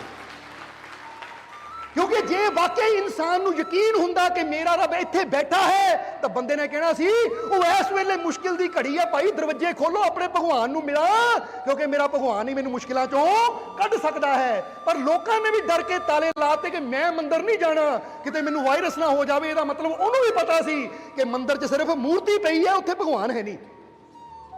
ਜਰਾ ਸੋਚੋ, ਜੇ ਵਾਕਈ ਸਾਨੂੰ ਯਕੀਨ ਹੁੰਦਾ ਕਿ ਮੰਦਰ 'ਚ ਭਗਵਾਨ ਬੈਠਾ ਹੈ, ਤਾਂ ਜਦੋਂ ਦੁੱਖ ਆਉਂਦਾ ਹੈ ਤਾਂ ਦੁੱਖ ਦੇ ਵੇਲੇ ਅਸੀਂ ਭਗਵਾਨ ਦੇ ਕੋਲ ਜਾਣਾ ਜਾਂ ਭਗਵਾਨ ਤੋਂ ਬਚਣਾ ਹੈ? ਹੁਣ ਇੱਕ ਹਸਪੀਟਲ ਖੁੱਲਾ ਹੈ, ਉੱਥੇ ਡਾਕਟਰ ਨੂੰ ਜਾ ਕੇ ਲੋਕ ਮਿਲ ਰਹੇ ਕਿਉਂਕਿ ਪਤਾ ਇੱਥੇ ਡਾਕਟਰ ਬੈਠਾ ਹੈ, ਯਕੀਨ ਹੈ, ਤਾਂ ਹੀ ਬੰਦਾ ਚੱਲ ਕੇ ਜਾਂਦਾ ਹੈ। ਤਾਂ ਇਹਦਾ ਮਤਲਬ ਡਾਕਟਰ ਤੇ ਯਕੀਨ ਹੈ, ਡਾਕਟਰ ਹਸਪੀਟਲ ਬੈਠਾ ਹੈ, ਚੱਲ ਕੇ ਗਏ, ਪਰ ਮੰਦਰ ਤੋਂ ਬਚਦੇ ਆ ਕਿਉਂਕਿ ਉੱਥੇ ਯਕੀਨ ਨਹੀਂ ਹੈ ਕਿ ਭਗਵਾਨ ਹੈ, ਨਹੀਂ ਤਾਂ ਮੈਂ ਉੱਥੇ ਵੀ ਜ਼ਰੂਰ ਜਾਂਦਾ। ਜ਼ਰਾ ਸੋਚ ਕੇ ਦੇਖੋ, ਥੋੜਾ ਜਿਹਾ ਵਿਚਾਰ ਕਰਨਾ ਇਸ ਤੇ। ਕਿਉਂਕਿ ਇਨਸਾਨ ਨੂੰ ਪਤਾ ਮੇਰੀ ਹਰ ਮੁਸ਼ਕਿਲ ਦਾ ਹੱਲ ਮੇਰੇ ਮਾਲਿਕ ਨੇ ਕਰਨਾ ਹੈ, ਮੇਰੇ ਭਗਵਾਨ ਨੇ ਕਰਨਾ, ਮੇਰੇ ਪਰਮਾਤਮਾ ਨੇ ਕਰਨਾ ਹੈ। ਤੇ ਜੇ ਬੰਦੇ ਨੂੰ ਯਕੀਨ ਹੋਵੇ ਇੱਥੇ ਮੇਰਾ ਭਗਵਾਨ, ਮੇਰਾ ਪਰਮਾਤਮਾ, ਮੇਰਾ ਵਾਹਿਗੁਰੂ ਅੱਲਾ ਬੈਠਾ ਹੈ, ਤਾਂ ਹੁਣ ਚਾਹੇ ਪੂਰੀ ਦੁਨੀਆ ਵੀ ਰੋਕੇ ਤਾਂ ਵੀ ਮੈਂ ਜਾਣਾ ਹੈ, ਕਿਉਂਕਿ ਪਤਾ ਉਹਦੇ ਚਰਨਾਂ 'ਚ ਸਿਰ ਰੱਖ ਕੇ ਮੈਨੂੰ ਸਾਰੇ ਦੁੱਖਾਂ ਤੋਂ ਮੁਕਤੀ ਮਿਲਣੀ ਹੈ। ਯਾਦ ਰੱਖੋ। ਹੁਣ ਇਹ ਚੀਜ਼ ਕੀ ਸਾਬਿਤ ਕਰ ਦਿੰਦੀ ਹੈ ਕਿ ਪੁਜਾਰੀ ਵੀ ਡਰ ਗਏ ਜਾਂ ਬਾਕੀ ਵੀ ਡਰ ਗਏ, ਤਾਲੇ ਲਾ ਦਿੱਤੇ, ਕਿਉਂਕਿ ਕਿਤੇ ਨਾ ਕਿਤੇ ਉਹ ਵੀ ਮੰਨਦੇ ਹੈ ਕਿ ਭਾਈ ਅੰਦਰ ਭਗਵਾਨ ਹੈ ਨਹੀਂ, ਪਰਮਾਤਮਾ ਹੈ ਨਹੀਂ। ਜੇ ਪਰਮਾਤਮਾ ਹੁੰਦਾ ਤਾਂ ਅਸੀਂ ਤਾਂ ਤਾਲੇ ਖੋਲ ਕੇ ਆਵਾਜ਼ ਦੇਣੀ ਸੀ ਕਿ ਇਸ ਵੇਲੇ ਦੁੱਖ ਦੀ ਘੜੀ ਹੈ, ਸਾਰੇ ਆਓ, ਆਗੇ ਸਿਰ ਝੁਕਾਓ ਤਾਂ ਕਿ ਤੁਹਾਡੇ ਦੁੱਖ ਦੂਰ ਹੋਣ, ਕਿਉਂਕਿ ਉਹ ਪਰਮ ਸ਼ਕਤੀ ਹੈ ਜਿੱਥੋਂ ਦੁੱਖ ਦੂਰ ਹੋਣੇ ਹੈ। ਪਰ ਜੇ ਡਰਦਿਆਂ ਨੇ ਲੋਕ ਲਾ ਦਿੱਤੇ, ਤਾਲੇ ਲਾਤੇ ਕਿ ਹੁਣ ਉਦੋਂ ਹੀ ਆਇਓ ਜਦੋਂ ਹਾਲਾਤ ਠੀਕ ਹੋ ਗਏ, ਤਾਂ ਫਿਰ ਕੋਈ ਪੁੱਛਣ ਵਾਲਾ ਹੋਵੇ ਭਾਈ ਇਦਾਂ ਦੇ ਭਗਵਾਨ ਦੀ ਸਾਨੂੰ ਕੀ ਲੋੜ? ਜਦੋਂ ਮੁਸੀਬਤ ਸੀ ਉਦੋਂ ਇਹਨਾਂ ਦਰਵਾਜ਼ੇ ਬੰਦ ਕਰ ਲਏ, ਅੱਜ ਮੁਸੀਬਤ ਠੀਕ ਹੋ ਗਈ ਤਾਂ ਫੇਰ ਬੁਲਾਉਂਦਾ ਆ ਜਾਓ। ਐਸੇ ਭਗਵਾਨ ਦੀ ਸਾਨੂੰ ਕੀ ਲੋੜ ਹੈ? ਫਿਰ ਸਮਝ ਆ ਰਹੀ ਹੈ ਕਿ ਨਹੀਂ? ਕਿਉਂਕਿ ਸਾਨੂੰ ਤਾਂ ਉਸ ਭਗਵਾਨ ਦੀ ਲੋੜ ਹੈ ਕਿ ਜਦੋਂ ਸਾਨੂੰ ਉਹਦੀ ਜ਼ਰੂਰਤ ਹੋਵੇ ਉਹ ਸਾਡੇ ਨਾਲ ਖੜਾ ਹੋਵੇ, ਆਪ ਆਵਾਜ਼ ਮਾਰੇ ਕਿ ਆਓ ਬਈ ਮੈਂ ਬੈਠਾ ਤੇਰੇ ਦੁੱਖ ਦੂਰ ਕਰਨ ਵਾਲਾ, ਤੈਨੂੰ ਕੀ ਚਿੰਤਾ। ਇਸ ਲਈ ਤਾਂ ਮਾਲਕ ਦੇ ਘਰ ਦੇ ਦਰਵਾਜ਼ੇ ਕਦੀ ਬੰਦ ਨਹੀਂ ਹੋਏ, ਇਹਦੇ ਦਰਵਾਜ਼ੇ 24 ਘੰਟੇ ਖੁੱਲੇ ਐ। ਤਾਂ ਹੀ ਤੇ ਅਸੀਂ ਤੁਹਾਨੂੰ ਕਹੀਦਾ ਇਹ ਉਹ ਘਰ ਹੈ ਜਿੱਥੇ ਤੁਹਾਡੇ ਜੀਵਨ ਨੂੰ ਖੁਸ਼ੀਆਂ ਦੇ ਰੰਗ ਵਿੱਚ ਰੰਗਿਆ ਜਾਂਦਾ ਹੈ। ਬਸ ਵਿਸ਼ਵਾਸ ਰੱਖਣਾ ਹੈ ਆਪਣੇ ਮਾਲਿਕ ਤੇ। ਜਿੱਦਾਂ ਅਰਜੁਨ ਨੇ ਵਿਸ਼ਵਾਸ ਰੱਖਿਆ ਉਹਦੀ ਜਿੱਤ ਹੋਈ। ਜਾਂ ਅਰਜੁਨ ਦੀ ਗੱਲ ਤੋਂ ਇੱਕ ਹੋਰ ਕਹਾਣੀ ਮਹਾਭਾਰਤ ਦੀ ਸਾਨੂੰ ਯਾਦ ਆ ਗਈ, ਇਹ ਵੀ ਵਿਸ਼ਵਾਸ ਨਾਲ ਜੁੜੀ ਹੈ, ਇੱਥੇ ਦੱਸਣੀ ਚਾਹਾਂਗੇ कि अर्जुन, जदों अर्जुन का बेटा सी अभिमन्यु, और अभिमन्यु की जदों मौत हुई तो उसकी मौत का कारण बनिया जयद्रथ। जदों अभिमन्यु मुकाबला कर रहा सी दुश्मनों नाल, तो जयद्रथ ने पिछों धोखे नाल जाके अभिमन्यु की पिठ विच तलवार मार के उन्होंने खत्म किया, वध किया उहदा। हुण जदों अर्जुन नूं पता लगा कि मेरे बेटे की मौत का कारण जयद्रथ है और इहदे कारण धोखे दे नाल मेरे अभिमन्यु नूं मारिया गया, तो उसले सुनते सार ही अर्जुन नूं इन्ना गुस्सा आया कि अर्जुन ने उत्थे प्रतिज्ञा कर ली। यह भी गल प्रतिज्ञा दी है, पहला भीष्म ने की सी, इत्थे अर्जुन कर रहा है। अर्जुन ने प्रतिज्ञा कर ली कि कल जा तो जयद्रथ मरेगा तो जा मैं अपने आप को चिता ते साड़ के खत्म कर लेना है। कल सूरज डुबन तो पहला जा तो मैं जयद्रथ नूं मारना है, तो जा मैं अपने हत्थी लकड़ां नूं सजा के चिता तैयार करके उत्ते बैठ के अपनी बलि दे देनी है, अपने आप को खत्म कर देना है। हुण जदों अर्जुन ने प्रतिज्ञा की, कौरवां ने सुनी तो कौरव बड़े खुश होए, कहंदे लै हुण तां मसला ही हल हो गया, क्योंकि हज़ारां दी सेना जयद्रथ नूं पिछे इदां दी जगह लुको देना कि कल अर्जुन इहनूं लभ ही ना पावे, अर्जुन इहदे तक पहुंच ही ना पावे। हुण सानूं अर्जुन नूं खत्म करन दी लोड़ नहीं, क्योंकि इन्हां प्रतिज्ञा कर ली है सारियां मोहरे कि जे जयद्रथ कल शाम तक ना मरिया तो फिर मैं अपनी हथी चिता तैयार करके उत्ते बह के अपने आप को खत्म कर देना है, वो चिता सड़ के मर जाना है। कि हुण तां बस दुर्योधन ने कहा साडा इन्ना काम है किसी तरह जयद्रथ नूं लुको के रखिया जावे, सूरज डुबन तक इहनूं लुको लो, तो शाम नूं अर्जुन आपे खत्म और फिर असीं युद्ध जित गए।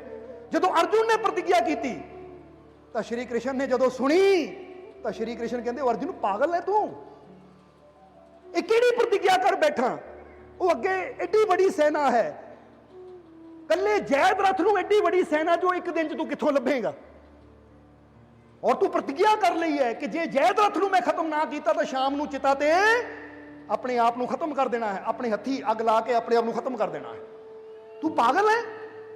तो उसले देखो, क्योंकि कई बार इंसान प्रतिज्ञा ले लेंदा है पर बाद चों ऐसी कहांगे अर्जुन समझदार बड़ा सी, प्रतिज्ञा लैन तो बाद की कहंदा श्री कृष्ण नूं, कहंदा हे भगवान, हे श्री कृष्ण तुसीं की सोचदे हो, ये प्रतिज्ञा मैं अपनी सेना दे भरोसे लई है कि एडी मेरी सेना इहदे भरोसे प्रतिज्ञा लई है, नहीं। तुसीं की सोचदे हो ये प्रतिज्ञा मैं अपने भरावां दे भरोसे लई है कि मेरे भरा मेरे नाल है, नहीं। तुसीं की सोचदे हो ये प्रतिज्ञा अपने इस धनुष बाण दे सहारे लई है कि मैनूं माण है कि मैं बहुत बड़ा धनुषधारी हाँ, नहीं। श्री कृष्ण कहंदे फिर तू किद्दां प्रतिज्ञा लई है, वो कहंदा ये प्रतिज्ञा मैं लई है सिर्फ तुहाडे भरोसे कि तुसीं मेरे नाल हो तो जो मैं प्रतिज्ञा की है पूरी जरूर होएगी, क्योंकि मैनूं यकीन है हर मुश्किल का हल करने वाला मेरे नाल है। ये प्रतिज्ञा मैं तुहाडे भरोसे लई है, हुण प्रतिज्ञा मैं ले लई, ये हुण तुहाडा काम है देखना कि मंजिल तक मैनूं किद्दां पहुंचाना है, मेरी प्रतिज्ञा नूं पूरा किद्दां करना है। जरा समझना, ठीक है काम बड़ा मुश्किल है पर मैनूं यकीन है तुहाडे ते जे तुसीं मेरे नाल हो तो मुश्किल काम भी आसान हो सकता है। हुण इत्थे तुहानूं कहांगे तुसीं भी सिख लो, समझ लो थोड़ा जिहा, क्योंकि दस्सिया कि कुछ शब्द हुंदे जिन्हां चों ज्ञान लैके असीं अपने जीवन नूं बदल सकते हैं। इत्थे तुसीं भी थोड़ा जिहा विचार करना, कई बार बंदा सोचदा है आह काम बड़ा मुश्किल है किद्दां होएगा, मैं आह काम करना है पर इहदे काम च बड़ियां अड़चनां है, बड़ियां तकलीफां किद्दां होणगीਆਂ, ये तकलीफां दूर किद्दां मैनूं कामयाबी मिलेगी। तो इत्थे तुहानूं भी कहांगे कि तुसीं भी अपने मालिक ते परमात्मा प्रभु ते भरोसा रखो कि ऐ मालिक ये काम मैं शुरू किया है तो सिर्फ तेरे भरोसे मैनूं कामयाबी सफलता तू देनी है। इस भरोसे नाल जदों असीं कोई भी काम करते हैं, इस विश्वास नाल जदों कोई भी काम करते हैं तो फिर सानूं सफलता भी जरूर मिलती है, क्योंकि जदों इंसान नूं पता लग जाए कि सारी सृष्टि नूं चलाउण वाला परमात्मा मेरे नाल है, तो फिर कहा गया है कि जदों वो मालिक वो परमात्मा साडे साथ है तो फिर साडे खिलाफ कोई हो ही नहीं सकता, क्योंकि हर चीज़ तो ओदी बनाई हुई है, हर चीज़ तो ओदी पैदा की हुई है। ये गल याद रखो, जदों अंदर विश्वास आता है, भरोसा आता है तो अंदर बल भी आता है, शक्ति भी आती है, ताकत भी आती है, फिर नामुमकिन भी मुमकिन होंदा चला जाता है। ये विश्वास की ताकत है। हुण जदों श्री कृष्ण ने ਇਹ ਗੱਲ ਸੁਣੀ। ਕਹਿੰਦੇ ਅੱਛਾ ਇਹ ਗੱਲ ਹੈ, ਜੇ ਤੈਨੂੰ ਵਿਸ਼ਵਾਸ ਹੈ ਤਾਂ ਹੁਣ ਰਸਤਾ ਵੀ ਕੋਈ ਨਾ ਕੋਈ ਕੱਢਣਾ ਹੀ ਪੈਣਾ ਹੈ।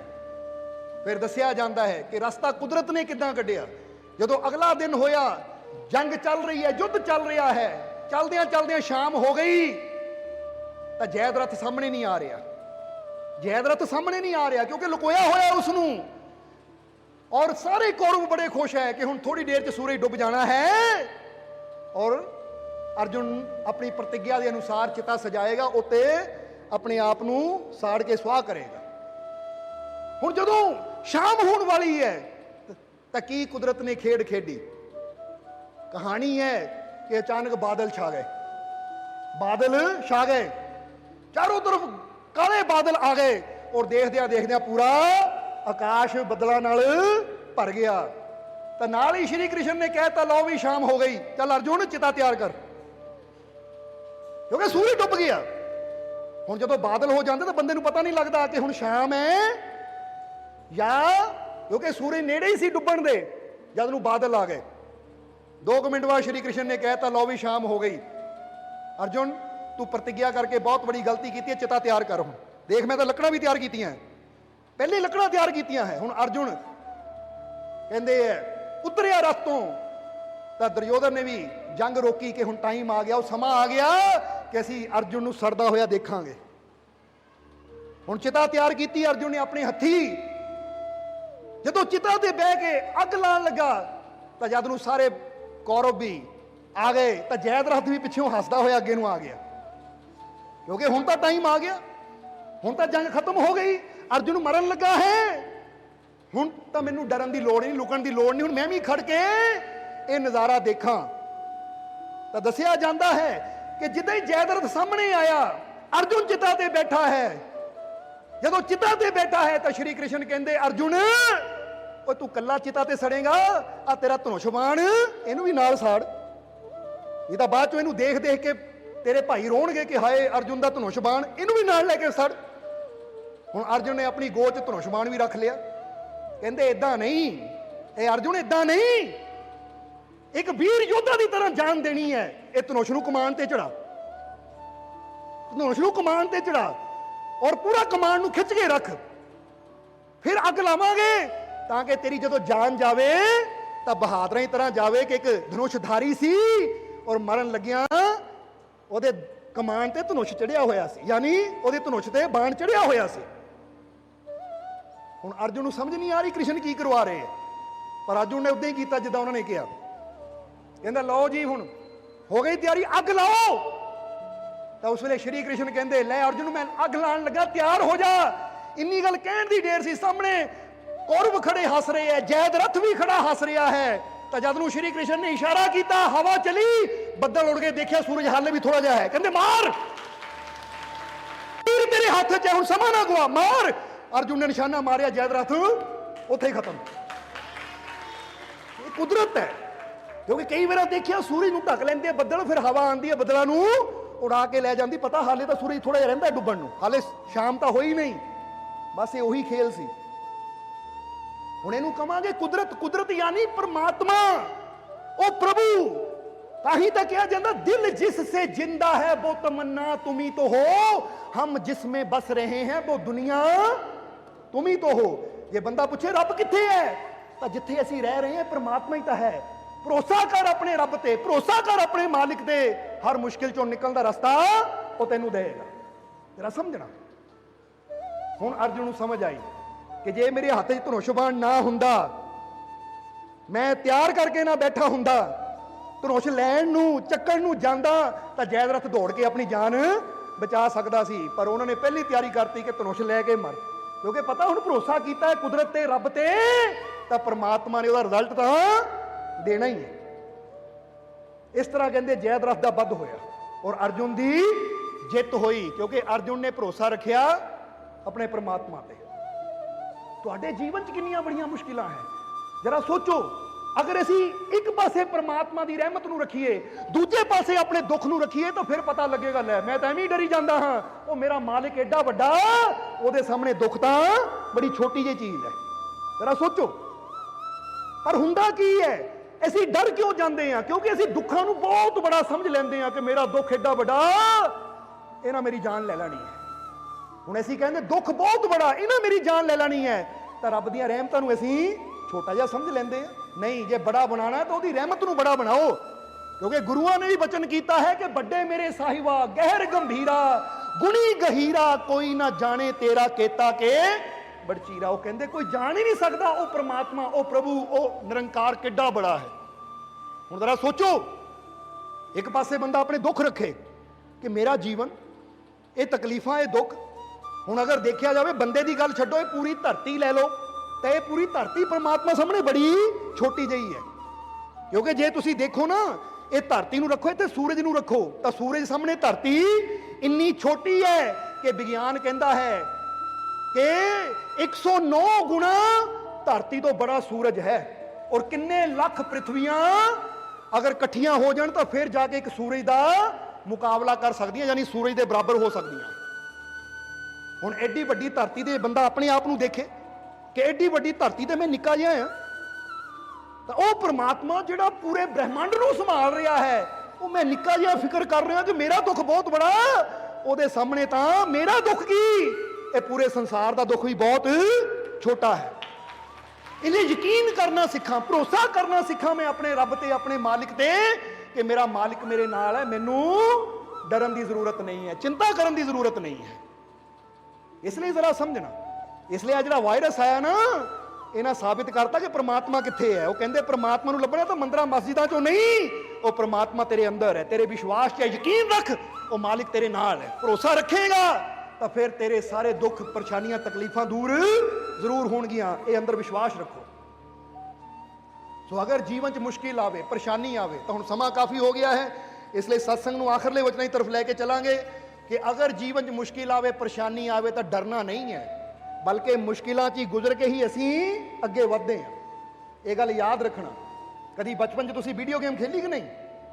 ਕਿਹਨਾਂ ਖੇਲੀ ਵੀਡੀਓ ਗੇਮ? ਮਾਰੀਓ ਵਾਲੀ ਖੇਲੀ? ਮਾਰੀਓ ਵਾਲੀ ਕਿਹਨਾਂ ਖੇਡੀ ਹੈ? ਹੁਣ ਤੁਸੀਂ ਕਹਿਣਾ ਮਾਲਕੋ ਸਤਸੰਗ 'ਚ ਮਾਰੀਓ ਜਾਂ ਵੀਡੀਓ ਗੇਮ ਬਾਰੇ ਕਿਉਂ ਪੁੱਛਦੇ ਹੋ? ਤਾਂ ਜ਼ਰਾ ਹੁਣ ਦੇਖਣਾ, ਕਿਉਂਕਿ ਥੋੜਾ ਪ੍ਰੈਕਟੀਕਲੀ ਅਸੀਂ ਕੁਝ ਕੀਤਾ ਹੋਵੇ ਨਾ, ਤਾਂ ਉਹਨੂੰ ਸਮਝਣਾ ਆਸਾਨ ਹੁੰਦਾ ਹੈ। ਜਦੋਂ ਮਾਰੀਓ ਦੀ ਜਾਂ ਕੋਈ ਵੀ ਵੀਡੀਓ ਗੇਮ ਅਸੀਂ ਖੇਡਦੇ ਹਾਂ, ਤਾਂ ਉਹਦੇ 'ਚ ਅਸੀਂ ਮੁਸ਼ਕਿਲਾਂ ਦਾ ਸਾਹਮਣਾ ਕਰਦੇ ਅੱਗੇ ਵਧਦੇ ਹਾਂ। ਕਦੀ ਅੱਗੇ ਕੋਈ ਮੁਸ਼ਕਿਲ ਆ ਗਈ, ਉਹਨੂੰ ਪਾਰ ਕਰਕੇ ਅੱਗੇ ਜਾਂਦੇ ਆ। ਫਿਰ ਲਾਸਟ ਵਿੱਚ ਕੀ ਆਂਦਾ ਹੈ? ਅਗਲੀ ਸਟੇਜ ਤੇ ਜਾਣ ਤੋਂ ਪਹਿਲਾਂ ਇੱਕ ਬੜਾ ਜਿਹਾ ਰਾਖਸ਼ ਆਂਦਾ ਹੈ ਜਾਂ ਬੌਸ ਆਂਦਾ ਹੈ। ਇਹੀ ਕਹਿੰਦੇ ਆਹ ਸਟੇਜ ਦਾ ਬੌਸ ਹੈ ਬੜਾ ਖਤਰਨਾਕ। ਹੁਣ ਜੇ ਉਹ ਖਤਰਨਾਕ ਬੌਸ ਨੂੰ ਅਸੀਂ ਮਾਰ ਦਿੰਦੇ ਆ, ਤਾਂ ਫਿਰ ਅਸੀਂ ਅਗਲੇ ਲੈਵਲ 'ਚ ਚਲੇ ਜਾਂਦੇ ਆ, ਨੈਕਸਟ ਸਟੇਜ ਤੇ ਚਲੇ ਜਾਂਦੇ ਆ। ਤਾਂ ਜੇ ਉਹ ਬੌਸ ਹੱਥੋਂ ਆਪ ਮਰ ਜਾਂਦੇ ਜਾਂ ਡਰ ਕੇ ਪਿੱਛੇ ਨੂੰ ਜਾਂਦੇ ਆ, ਤਾਂ ਸਦਾ ਉਸ ਲੈਵਲ ਤੇ ਹੀ ਅਸੀਂ ਫਸੇ ਰਹਿੰਦੇ ਆ। ਬੋਲੋ ਇਦਾਂ ਹੁੰਦੀ ਹੈ ਕਿ ਨਹੀਂ? ਜਿਨ੍ਹਾਂ ਨੇ ਗੇਮ ਖੇਡੀ ਉਹਨਾਂ ਨੂੰ ਪਤਾ ਹੋਏਗਾ। ਹੁਣ ਇਸੇ ਤਰ੍ਹਾਂ ਸਮਝੋ, ਅੱਜ ਬੰਦਾ ਕਹਿੰਦਾ ਜ਼ਿੰਦਗੀ ਤਾਂ ਜੀਵਾਂ ਮੁਸ਼ਕਿਲ ਨਾ ਆਵੇ, ਤਾਂ ਰੱਬ ਕਹਿੰਦਾ ਮੁਸ਼ਕਿਲ ਨਹੀਂ ਆਣੀ, ਤਾਂ ਫਿਰ ਅੱਗੇ ਕਿੱਦਾਂ ਵਧੇਗਾ?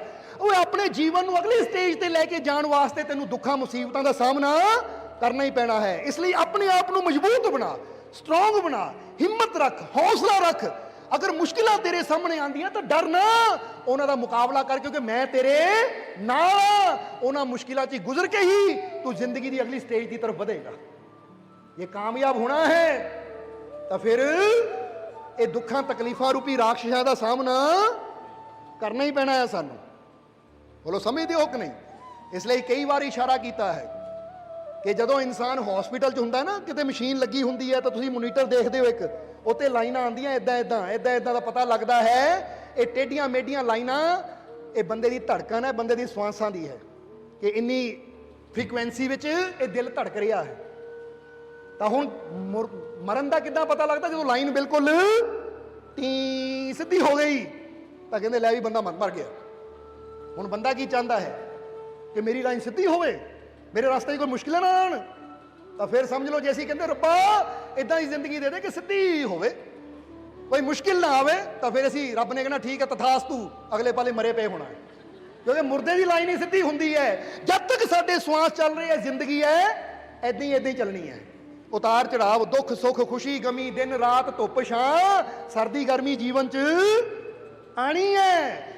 ਅਗਰ ਆਣੀ ਹੈ ਤਾਂ ਨਾਲ ਇਹ ਵਿਸ਼ਵਾਸ ਵੀ ਰੱਖਣਾ ਹੈ ਕਿ ਜੇ ਦੁੱਖ ਸੁੱਖ ਆਂਦਾ ਆ ਤਾਂ ਮੈਨੂੰ ਡਰਨ ਦੀ ਲੋੜ ਨਹੀਂ, ਕਿਉਂਕਿ ਮੇਰੇ ਨਾਲ ਮੇਰਾ ਮਾਲਿਕ ਹੈ। ਸਮਝਦੇ ਹੋ ਕਿ ਨਹੀਂ? ਹੁਣ ਬੰਦੇ ਨੂੰ ਪਤਾ ਜੇ ਗੱਡੀ ਥੱਲੇ ਜਾਂਦੀ ਹੈ ਤਾਂ ਕਈ ਵਾਰ ਬੰਦਾ ਰੇਸ ਤੋਂ ਪੈਰ ਚੱਕ ਲੈਂਦਾ ਹੈ, ਪਰ ਫਿਰ ਪਤਾ ਹੈ ਬੜੇ ਆਰਾਮ ਨਾਲ ਜਾਂਦਾ, ਕਿਉਂਕਿ ਪਤਾ ਜੇ ਉੱਪਰ ਨੂੰ ਜਾਣਾ ਹੈ ਤਾਂ ਮੈਂ ਰੇਸ ਦੇ ਕੇ, ਇੰਜਨ ਹੈ ਇਹ ਰੇਸ ਦੇ ਕੇ ਬੜੀ ਆਸਾਨੀ ਨਾਲ ਉੱਪਰ ਵੀ ਜਾ ਸਕਦਾ, ਡਰਨ ਦੀ ਲੋੜ ਕੀ ਹੈ। ਇਸੇ ਤਰ੍ਹਾਂ ਤੁਹਾਡੀ ਜ਼ਿੰਦਗੀ ਦਾ ਇੰਜਨ ਉਹ ਪ੍ਰਮਾਤਮਾ ਹੈ, ਉਹ ਤੇ ਵਿਸ਼ਵਾਸ ਰੱਖੋ, ਉਹ ਤੁਹਾਨੂੰ ਸ਼ਕਤੀ ਦੇਣ ਵਾਲਾ ਹੈ। ਅਗਰ ਉਹ ਤੁਹਾਡੇ ਨਾਲ ਹੈ ਤਾਂ ਬੜੀਆਂ ਬੜੀਆਂ ਚੜ੍ਹਾਈਆਂ ਵੀ ਤੁਸੀਂ ਬੜੀ ਆਸਾਨੀ ਨਾਲ ਚੜ੍ਹ ਜਾਓਗੇ, ਇਹ ਯਕੀਨ ਰੱਖੋ। ਇਸ ਲਈ ਡਰਨ ਦੀ ਲੋੜ ਨਹੀਂ ਹੈ, ਚਿੰਤਾ ਕਰਨ ਦੀ ਲੋੜ ਨਹੀਂ ਹੈ, ਬਸ ਲੋੜ ਹੈ ਵਿਸ਼ਵਾਸ ਦੀ, ਲੋੜ ਹੈ ਯਕੀਨ ਦੀ। ਜਿੱਦਾਂ ਅਰਜੁਨ ਨੇ ਸ਼੍ਰੀ ਕ੍ਰਿਸ਼ਨ ਤੇ ਯਕੀਨ ਰੱਖਿਆ ਤਾਂ ਉਹਨੇ ਇੱਕੋ ਹੀ ਗੱਲ ਕਹੀ ਕਿ ਇੱਕ ਭੀਸ਼ਮ ਪਿਤਾਮਾ ਕੀ ਹਜ਼ਾਰਾਂ ਵੀ ਹੋਣ ਤਾਂ ਮੈਨੂੰ ਡਰ ਨਹੀਂ, ਕਿਉਂਕਿ ਮੈਨੂੰ ਪਤਾ ਮੇਰੀ ਚਿੰਤਾ ਕਰਨ ਵਾਲੇ, ਮੇਰੀ ਰੱਖਿਆ ਕਰਨ ਵਾਲੇ ਤੁਸੀਂ ਮੇਰੇ ਨਾਲ ਹੋ। ਇਸੇ ਤਰ੍ਹਾਂ ਤੁਹਾਨੂੰ ਵੀ ਇੱਕੋ ਹੀ ਗੱਲ ਕਵਾਂਗੇ ਕਿ ਤੁਸੀਂ ਵੀ ਆਪਣੇ ਮਾਲਿਕ ਤੇ ਵਿਸ਼ਵਾਸ ਰੱਖੋ, ਆਪਣੇ ਪ੍ਰਮਾਤਮਾ ਤੇ ਵਿਸ਼ਵਾਸ ਰੱਖੋ, ਆਪਣੇ ਪ੍ਰਭੂ ਤੇ ਵਿਸ਼ਵਾਸ ਰੱਖੋ ਕਿ ਮੇਰਾ ਮਾਲਿਕ ਮੇਰੇ ਨਾਲ ਹੈ। ਜੇ ਅੱਜ ਮੇਰੇ ਜੀਵਨ 'ਚ ਕੋਈ ਤਕਲੀਫ, ਦੁੱਖ, ਪਰੇਸ਼ਾਨੀ ਹੈ ਤਾਂ ਇਹ ਤਕਲੀਫ, ਦੁੱਖ ਦਾ ਅੰਤ ਵੀ ਜ਼ਰੂਰ ਹੋਏਗਾ। ਔਰ ਜਿਹੜਾ ਇਨਸਾਨ ਆਪਣੇ ਮਾਲਿਕ ਤੇ ਵਿਸ਼ਵਾਸ, ਭਰੋਸਾ ਰੱਖਦਾ ਹੈ, ਫਿਰ ਉਹਦੇ ਜੀਵਨ 'ਚ ਖੁਸ਼ੀਆਂ ਵੀ ਜ਼ਰੂਰ ਆਉਂਦੀਆਂ ਹੈ, ਸਫਲਤਾ ਵੀ ਜ਼ਰੂਰ ਆਉਂਦੀ ਹੈ। ਇਸ ਲਈ ਆਪਣੇ ਜੀਵਨ 'ਚ ਬਦਲਾਵ ਲਿਆਉਣ ਵਾਸਤੇ ਅੱਜ ਤੋਂ ਇਹ ਫੈਸਲਾ ਲੈਣਾ ਹੈ ਕਿ ਮੈਂ ਸ਼ੰਕਾ ਨੂੰ ਦੂਰ ਕਰਾਂ ਤਾਂ ਆਪਣੇ ਅੰਦਰ ਵਿਸ਼ਵਾਸ ਨੂੰ ਪੈਦਾ ਕਰਾਂ, ਭਰੋਸੇ ਨੂੰ ਪੈਦਾ ਕਰਾਂ, ਯਕੀਨ ਰੱਖਾਂ ਆਪਣੇ ਮਾਲਿਕ ਤੇ। ਕਿਉਂਕਿ ਇੰਨੀ ਚੀਜ਼ ਹੀ ਜਦੋਂ ਸਾਡੇ ਜੀਵਨ 'ਚ ਆ ਜਾਂਦੀ ਹੈ ਤਾਂ ਫਿਰ ਇਨਸਾਨ, ਹੁਣ ਜ਼ਰਾ ਆਪ ਮਹਿਸੂਸ ਕਰਕੇ ਦੇਖ ਲਓ ਕਿ ਜਦੋਂ ਬੰਦਾ ਕਹਿੰਦਾ ਮੈਨੂੰ ਪੂਰਾ ਯਕੀਨ ਆਪਣੇ ਮਾਲਿਕ ਤੇ ਕਿ ਮੇਰਾ ਮਾਲਿਕ ਮੇਰੇ ਨਾਲ ਹੈ, ਮੈਨੂੰ ਕਿਸੇ ਮੁਸ਼ਕਿਲ ਦਾ, ਕਿਸੇ ਦੁੱਖ ਦਾ ਡਰ ਨਹੀਂ ਹੈ, ਤਾਂ ਇੰਨੀ ਗੱਲ ਕਹਿੰਦੇ ਆ ਦਿਲ ਨੂੰ ਇੱਕ ਰਾਹਤ ਮਿਲ ਜਾਂਦੀ ਹੈ, ਦਿਲ ਹਲਕਾ ਹੋ ਜਾਂਦਾ ਹੈ। ਤਾਂ ਜਦੋਂ ਬੰਦਾ ਸੋਚਦਾ ਹੈ ਕਿ ਹਾਏ ਮੇਰੇ ਦੁੱਖ ਬੜੇ ਹੈ, ਇਹ ਨਹੀਂ ਕਦੀ ਖਤਮ ਹੋਣੇ, ਜਦੋਂ ਹਾਏ ਹਾਏ ਕਹਿੰਦਾ ਹੈ ਤਾਂ ਸੋਚ ਸੋਚ ਕੇ ਬੰਦੇ ਦਾ ਬੀਪੀ ਘਟਣਾ ਵਧਣਾ ਸ਼ੁਰੂ ਹੋ ਜਾਂਦਾ ਹੈ, ਇਨਸਾਨ ਦੀ ਟੈਨਸ਼ਨ ਵਧਣੀ ਸ਼ੁਰੂ ਹੋ ਜਾਂਦੀ ਹੈ। ਇਸ ਲਈ ਚਿੰਤਾ ਕਰਕੇ ਖਤਮ ਹੋਣ ਨਾਲੋਂ ਚੰਗਾ ਹੈ ਆਪਣੇ ਮਾਲਿਕ ਤੇ ਵਿਸ਼ਵਾਸ ਕਰੀਏ, ਆਪਣੇ ਮਾਲਿਕ ਦਾ ਚਿੰਤਨ ਕਰੀਏ। ਕਿਉਂਕਿ ਇੱਕ ਹੁੰਦੀ ਚਿੰਤਾ, ਇੱਕ ਹੁੰਦਾ ਚਿੰਤਨ। ਚਿੰਤਾ ਹੁੰਦੀ ਹੈ ਮੇਰਾ ਕੀ ਬਣੇਗਾ, ਤਾਂ ਚਿੰਤਨ ਹੁੰਦਾ ਹੈ ਉਹ ਮੇਰਾ ਮਾਲਿਕ ਬੈਠਾ, ਮੇਰਾ ਬਣਾਉਣ ਵਾਲਾ, ਤਾਂ ਮੈਨੂੰ ਕਾਹਦੀ ਫਿਕਰ। ਇਸ ਲਈ ਚਿੰਤਨ ਦਾ ਮਤਲਬ ਹੈ ਅੰਦਰ ਵਿਸ਼ਵਾਸ ਰੱਖਣਾ, ਭਰੋਸਾ ਰੱਖਣਾ, ਯਕੀਨ ਰੱਖਣਾ। ਸੋ ਤੁਸੀਂ ਵੀ ਇਹ ਯਕੀਨ, ਇਹ ਵਿਸ਼ਵਾਸ ਦਾ ਚਿੰਤਨ ਆਪਣੇ ਅੰਦਰ ਕਰਦੇ ਰਹਿਣਾ ਕਿ ਮੈਂ ਇਕੱਲਾ ਨਹੀਂ ਹਾਂ, ਮੇਰਾ ਮਾਲਿਕ ਮੇਰੇ ਨਾਲ ਹੈ, ਮੇਰਾ ਮਾਲਿਕ ਮੇਰੇ, ਬਸ ਇਹ ਵਿਸ਼ਵਾਸ ਆਪਣੇ ਅੰਦਰ ਰੱਖਣਾ ਹੈ। ਤਾਂ ਫਿਰ ਤੁਹਾਡੇ ਜੀਵਨ ਦੀਆਂ ਇਹ ਜਿਹੜੀਆਂ ਪਰੇਸ਼ਾਨੀਆਂ ਹੈ, ਤੁਸੀਂ ਅੱਜ ਤੋਂ ਹੀ ਫੀਲ ਕਰਨਾ, ਮਹਿਸੂਸ ਕਰਨਾ ਸ਼ੁਰੂ ਕਰ ਦੋਗੇ ਕਿ ਮੇਰੇ ਜੀਵਨ ਦੀਆਂ ਪਰੇਸ਼ਾਨੀਆਂ ਹੁਣ ਘਟਦੀਆਂ ਜਾ ਰਹੀਆਂ, ਤਾਂ ਮੇਰੇ ਜੀਵਨ 'ਚ ਖੁਸ਼ੀਆਂ ਵੱਧਦੀਆਂ ਜਾ ਰਹੀਆਂ ਹੈ। ਕਿਉਂਕਿ ਅੰਦਰ ਹੀ ਹੈ ਸਾਡੇ ਉਹ ਰਹਿਮਤਾਂ ਦਾ ਭੰਡਾਰ, ਉਹ ਬਖਸ਼ਿਸ਼ ਦਾ ਭੰਡਾਰ, ਉਹ ਕਿਰਪਾ ਦਾ ਭੰਡਾਰ। ਬਸ ਜ਼ਰੂਰਤ ਹੈ ਵਿਸ਼ਵਾਸ ਦੀ। ਤਾਂ ਹੁਣ ਇੱਕ ਸਵਾਲ ਵੀ ਯਾਦ ਆ ਗਿਆ, ਉਹਦਾ ਜਵਾਬ ਦੇ ਦਈਏ ਫਟਾਫਟ ਕਿ ਮਾਲਕੋ ਮੈਨੂੰ ਕੰਮ ਦੀ ਬੜੀ ਫਿਕਰ ਰਹਿੰਦੀ ਹੈ ਕਿ ਕੰਮ ਤੋਂ ਮੇਰਾ ਮਾਲਿਕ ਮੈਨੂੰ ਕੱਢ ਦਿੰਦਾ, ਇੱਕ ਦੋ ਜਗ੍ਹਾ ਤੋਂ ਕੱਢ ਵੀ ਦਿੱਤਾ ਹੈ, ਕੋਈ ਇਦਾਂ ਦਾ ਦੱਸੋ ਕਿ ਮੇਰਾ ਮਾਲਿਕ ਮੈਨੂੰ ਕੰਮ ਤੋਂ ਨਾ ਕੱਢੇ। ਤਾਂ ਹੁਣ ਇੱਥੇ ਇੱਕ ਛੋਟੀ ਜਿਹੀ ਕਹਾਣੀ ਦੱਸ ਦਈਏ, ਫਿਰ ਸਤਸੰਗ ਦੀ ਸਮਾਪਤੀ ਕਰਾਂਗੇ ਕਿਉਂਕਿ ਸਮਾਂ ਪਹਿਲੇ ਹੀ ਕਾਫੀ ਹੋ ਗਿਆ ਹੈ। ਪਰ ਜਿਹੜਾ ਵੀ ਸਵਾਲ ਸਾਡੇ ਕੋਲ ਆਂਦਾ ਹੈ, ਫਿਰ ਸਾਡੀ ਕੋਸ਼ਿਸ਼ ਹੁੰਦੀ ਹੈ ਉਹਦਾ ਜਵਾਬ ਵੀ ਜ਼ਰੂਰ ਦਿੱਤਾ ਜਾਵੇ।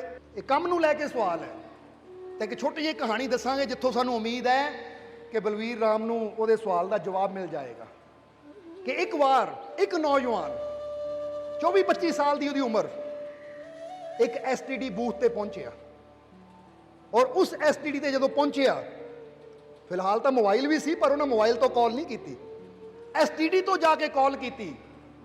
ਔਰ ਜਿਹਦੇ ਐਸਟੀਡੀ ਤੋਂ ਕੀਤੀ, ਉਹ ਐਸਟੀਡੀ ਦਾ ਮਾਲਕ ਵੀ ਕੋਲ ਹੀ ਬੈਠਾ ਸੀ। ਉਹਦੇ ਸਾਹਮਣੇ ਉਹਨਾਂ ਇੱਕ ਨੰਬਰ ਮਿਲਾਇਆ, ਔਰ ਜਦੋਂ ਨੰਬਰ ਮਿਲਾਇਆ, ਰਿੰਗ ਗਈ ਤਾਂ ਅੱਗੇ ਇੱਕ ਆਦਮੀ ਨੇ ਫੋਨ ਚੱਕਿਆ।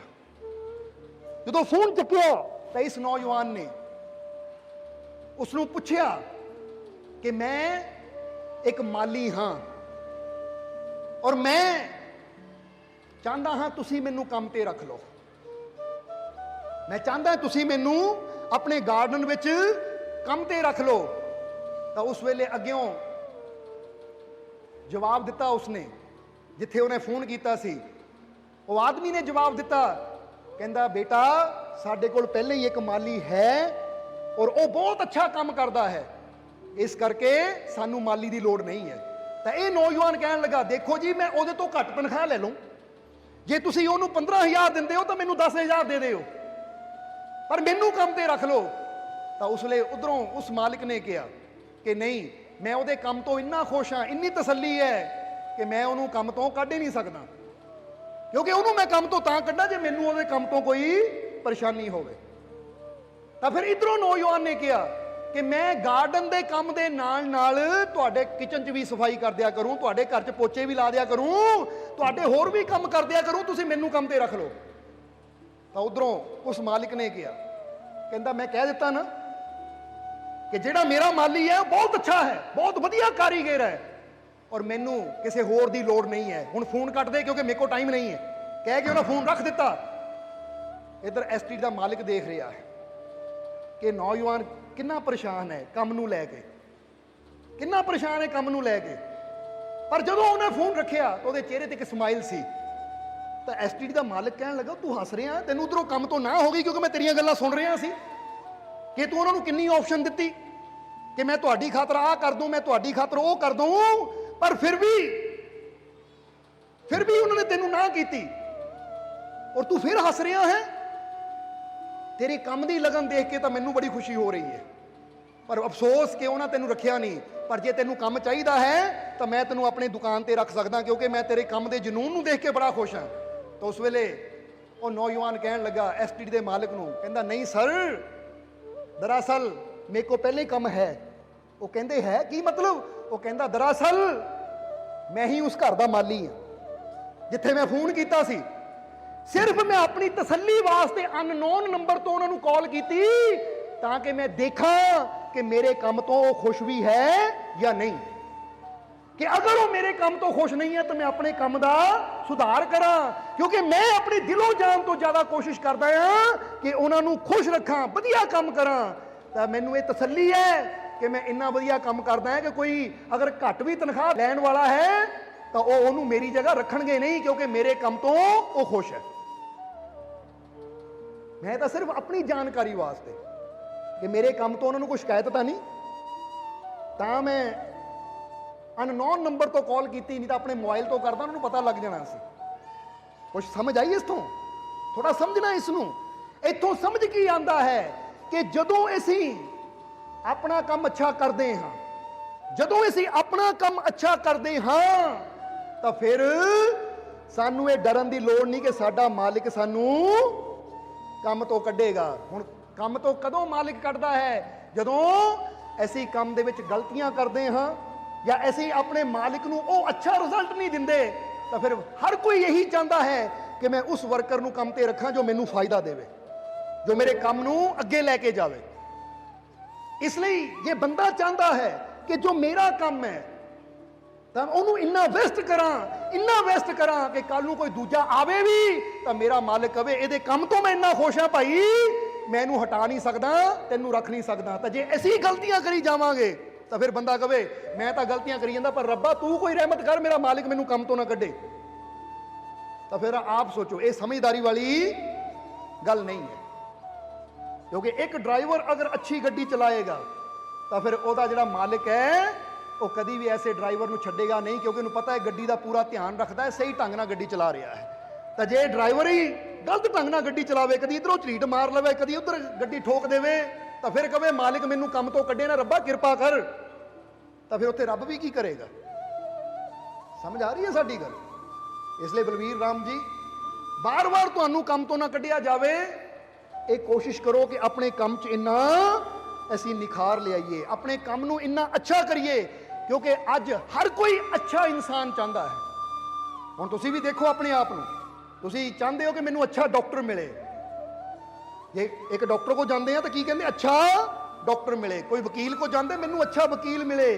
ਕਿਤੇ ਵੀ ਅਸੀਂ ਜਾਂਦੇ ਆ, ਕਿਸੇ ਦੁਕਾਨ ਤੇ ਜਾਂਦੇ ਤਾਂ ਮੈਨੂੰ ਅੱਛਾ ਦੁਕਾਨਦਾਰ ਮਿਲੇ। ਕੋਈ ਕੱਪੜਾ ਲੈਣਾ ਤਾਂ ਅਸੀਂ ਕਹਿੰਦੇ ਮੈਨੂੰ ਅੱਛਾ ਕੱਪੜਾ ਮਿਲੇ। ਤੇ ਅਸੀਂ ਕਵਾਂਗੇ ਕਿ ਅੱਜ ਹਰ ਇਨਸਾਨ ਅੱਛੇ ਨੂੰ ਲੱਭ ਰਿਹਾ ਹੈ। ਆਪਣੇ ਆਪ ਨੂੰ ਇੰਨਾ ਅੱਛਾ ਬਣਾ ਲਓ ਕਿ ਜਿਹਨੂੰ ਤੁਸੀਂ ਮਿਲ ਜਾਵੋ ਉਹ ਸਦਾ ਤੁਹਾਨੂੰ ਸੰਭਾਲ ਕੇ ਰੱਖੇ, ਕਦੀ ਤੁਹਾਨੂੰ ਦੂਰ ਜਾਣ ਹੀ ਨਾ ਦੇਵੇ। ਆਪਣੇ ਆਪ ਨੂੰ ਇੰਨਾ ਅੱਛਾ ਬਣਾਓ, ਆਪਣੀ ਕਰਨੀ ਨੂੰ ਇੰਨਾ ਅੱਛਾ ਬਣਾਓ, ਆਪਣੇ ਮਨ ਨੂੰ ਇੰਨਾ ਅੱਛਾ ਬਣਾਓ, ਕਿਉਂਕਿ ਜਦੋਂ ਤੁਸੀਂ ਅੱਛੇ ਬਣ ਜਾਂਦੇ ਹੋ ਤੇ ਪਤਾ ਹੈ ਕਿ ਹੀਰੇ ਸੰਭਾਲੇ ਜਾਂਦੇ ਆ ਤਾਂ ਪੱਥਰ ਤਾਂ ਜਗ੍ਹਾ ਜਗ੍ਹਾ ਪਏ ਹੋਏ ਆ, ਉਹਨਾਂ ਦੀ ਕਦਰ ਨਹੀਂ ਹੁੰਦੀ। ਆਪਣੇ ਆਪ ਨੂੰ ਮਿਹਨਤ ਨਾਲ ਇਦਾਂ ਦਾ ਹੀਰਾ ਬਣਾ ਲਓ ਕਿ ਜਿਹਨੂੰ ਵੀ ਤੁਸੀਂ ਮਿਲੋ ਉਹਨੂੰ ਲੱਗੇ ਇਹ ਬੰਦਾ ਬੜਾ ਕੀਮਤੀ ਹੈ, ਬੜਾ ਸਮਝਦਾਰ ਹੈ, ਬੜੀ ਮਿਹਨਤ ਕਰਨ ਵਾਲਾ ਹੈ। ਕਿਉਂਕਿ ਜਿਹੜਾ ਵਾਕਈ ਦਿਲੋਂ ਮਿਹਨਤ ਕਰਨ ਵਾਲਾ ਹੋਵੇ, ਕੋਈ ਨਹੀਂ ਚਾਹੁੰਦਾ ਕਿ ਐਸਾ ਸਾਥੀ मेरे तो दूर जावे। फिर बंदा पूरी कोशिश करता है, ये बंदा मेहनती है, सदा मेरे नाल जुड़िया रहे, क्योंकि पता है कि इदां दा मेहनत करने वाला होर इंसान मैनू मिलना ही नहीं है। सो अगर इंसान अगे ਵਧਣਾ चाहता है तो वे कोशिश करे। नहीं तो अज इंसान की करता है, 8 घंटे की ड्यूटी होंगी है तो बंदा काम सिर्फ 4 घंटे करता है, बाकी 4 घंटे का खाण पीण च गप्पा छप्पा च ही बंदा उड़ा दिंदा है। तो फिर बंदा कहता है मैनू प्रमोशन नहीं मिलती, मेरी कामयाबी नहीं मेरा मालिक मैनू दिंदा। मालिक कामयाबी कदों देगा? जी 8 घंटे का काम है ना, तुसी 8.5 घंटे करके दिखाओ, 1 घंटा वाधू लाओ, तो फिर वो नज़र च आंदा कि वाकई ये बंदा मेहनती है, इनू अगे लैके जाना है। क्योंकि मेहनती इंसान की कदर हर जगह पैंदी है। समझ आ रही है कि नहीं? इसलिए मेहनत करनी सीखिए, अपने गुणों को बढ़ाइए, अपन खूबियां को बढ़ाइए, क्योंकि जो साडे अंदर गुण बदलणगे, अच्छाइयां बदलगियां, तो अच्छी चीज़ को कभी कोई भी छड्डण नूं तैयार नहीं होंदा। पर जे इंसान आप ही गलतियां करी जावे, मेहनत ना करे, अपने काम नूं सही ढंग ना करे, तो फिर तो प्रॉब्लम जीवन च आंदी रहनी है। क्योंकि फिर एक जगह प्रॉब्लम है और वो कमी अंदर रहेगी, दूजी जगह जावांगे तो प्रॉब्लम उत्थे भी आएगी, क्योंकि प्रॉब्लम किते बाहर नहीं है, परेशानी अंदर है। अंदरली परेशानी नूं असीं दूर कर दिता, अपने आप नूं अंदरों अच्छा बना लिया, तो फिर तो जिथे भी जावांगे प्यार मिलेगा, कामयाबी मिलेगी, सफलता मिलेगी। क्योंकि एक बच्चा अंदरों नलायक है, उन्होंने जेड़े मर्जी स्कूल च भेज दो, उन्हें फेल ही होना है। बोलो होना कि नहीं? तो एक बच्चा अंदरों होशियार है, उन्होंने तुसीं जेड़े मर्जी इस एरिए चो हटा के दूजे एरिए च भेज दो, इस स्कूल चो हटा के दूजी स्टेट च भेज दो, जेड़ा अंदरों होशियार हो ना, हर जगह जाके अच्छे नंबर ही लेने हैं, क्योंकि होशियारी अंदर है। इसलिए अच्छाई अंदर है, तो जिथे भी जावांगे उत्थे कामयाबी मिलेगी। इसलिए और यही तो रब दे घर का भी असूल है कि जेड़ा अंदरों अच्छा है, अंदरों नेक है, फिर उन्होंने जीवन च कामयाबी भी जरूर मिलती है। इसलिए अज फैसला कर लो कि अपने जीवन च असीं बदलाव लियाना है, अपने जीवन को बदलना है। इसलिए याद रखो, अज तो नेगेटिविटी बंद, शंका बंद, अपने अंदर विश्वास पैदा करिए, अपने अंदर भरोसा पैदा करिए कि मेरा मालिक मेरे नाल है। सोना सोना मेरा मुर्शिद सोना, सोना सोना मेरा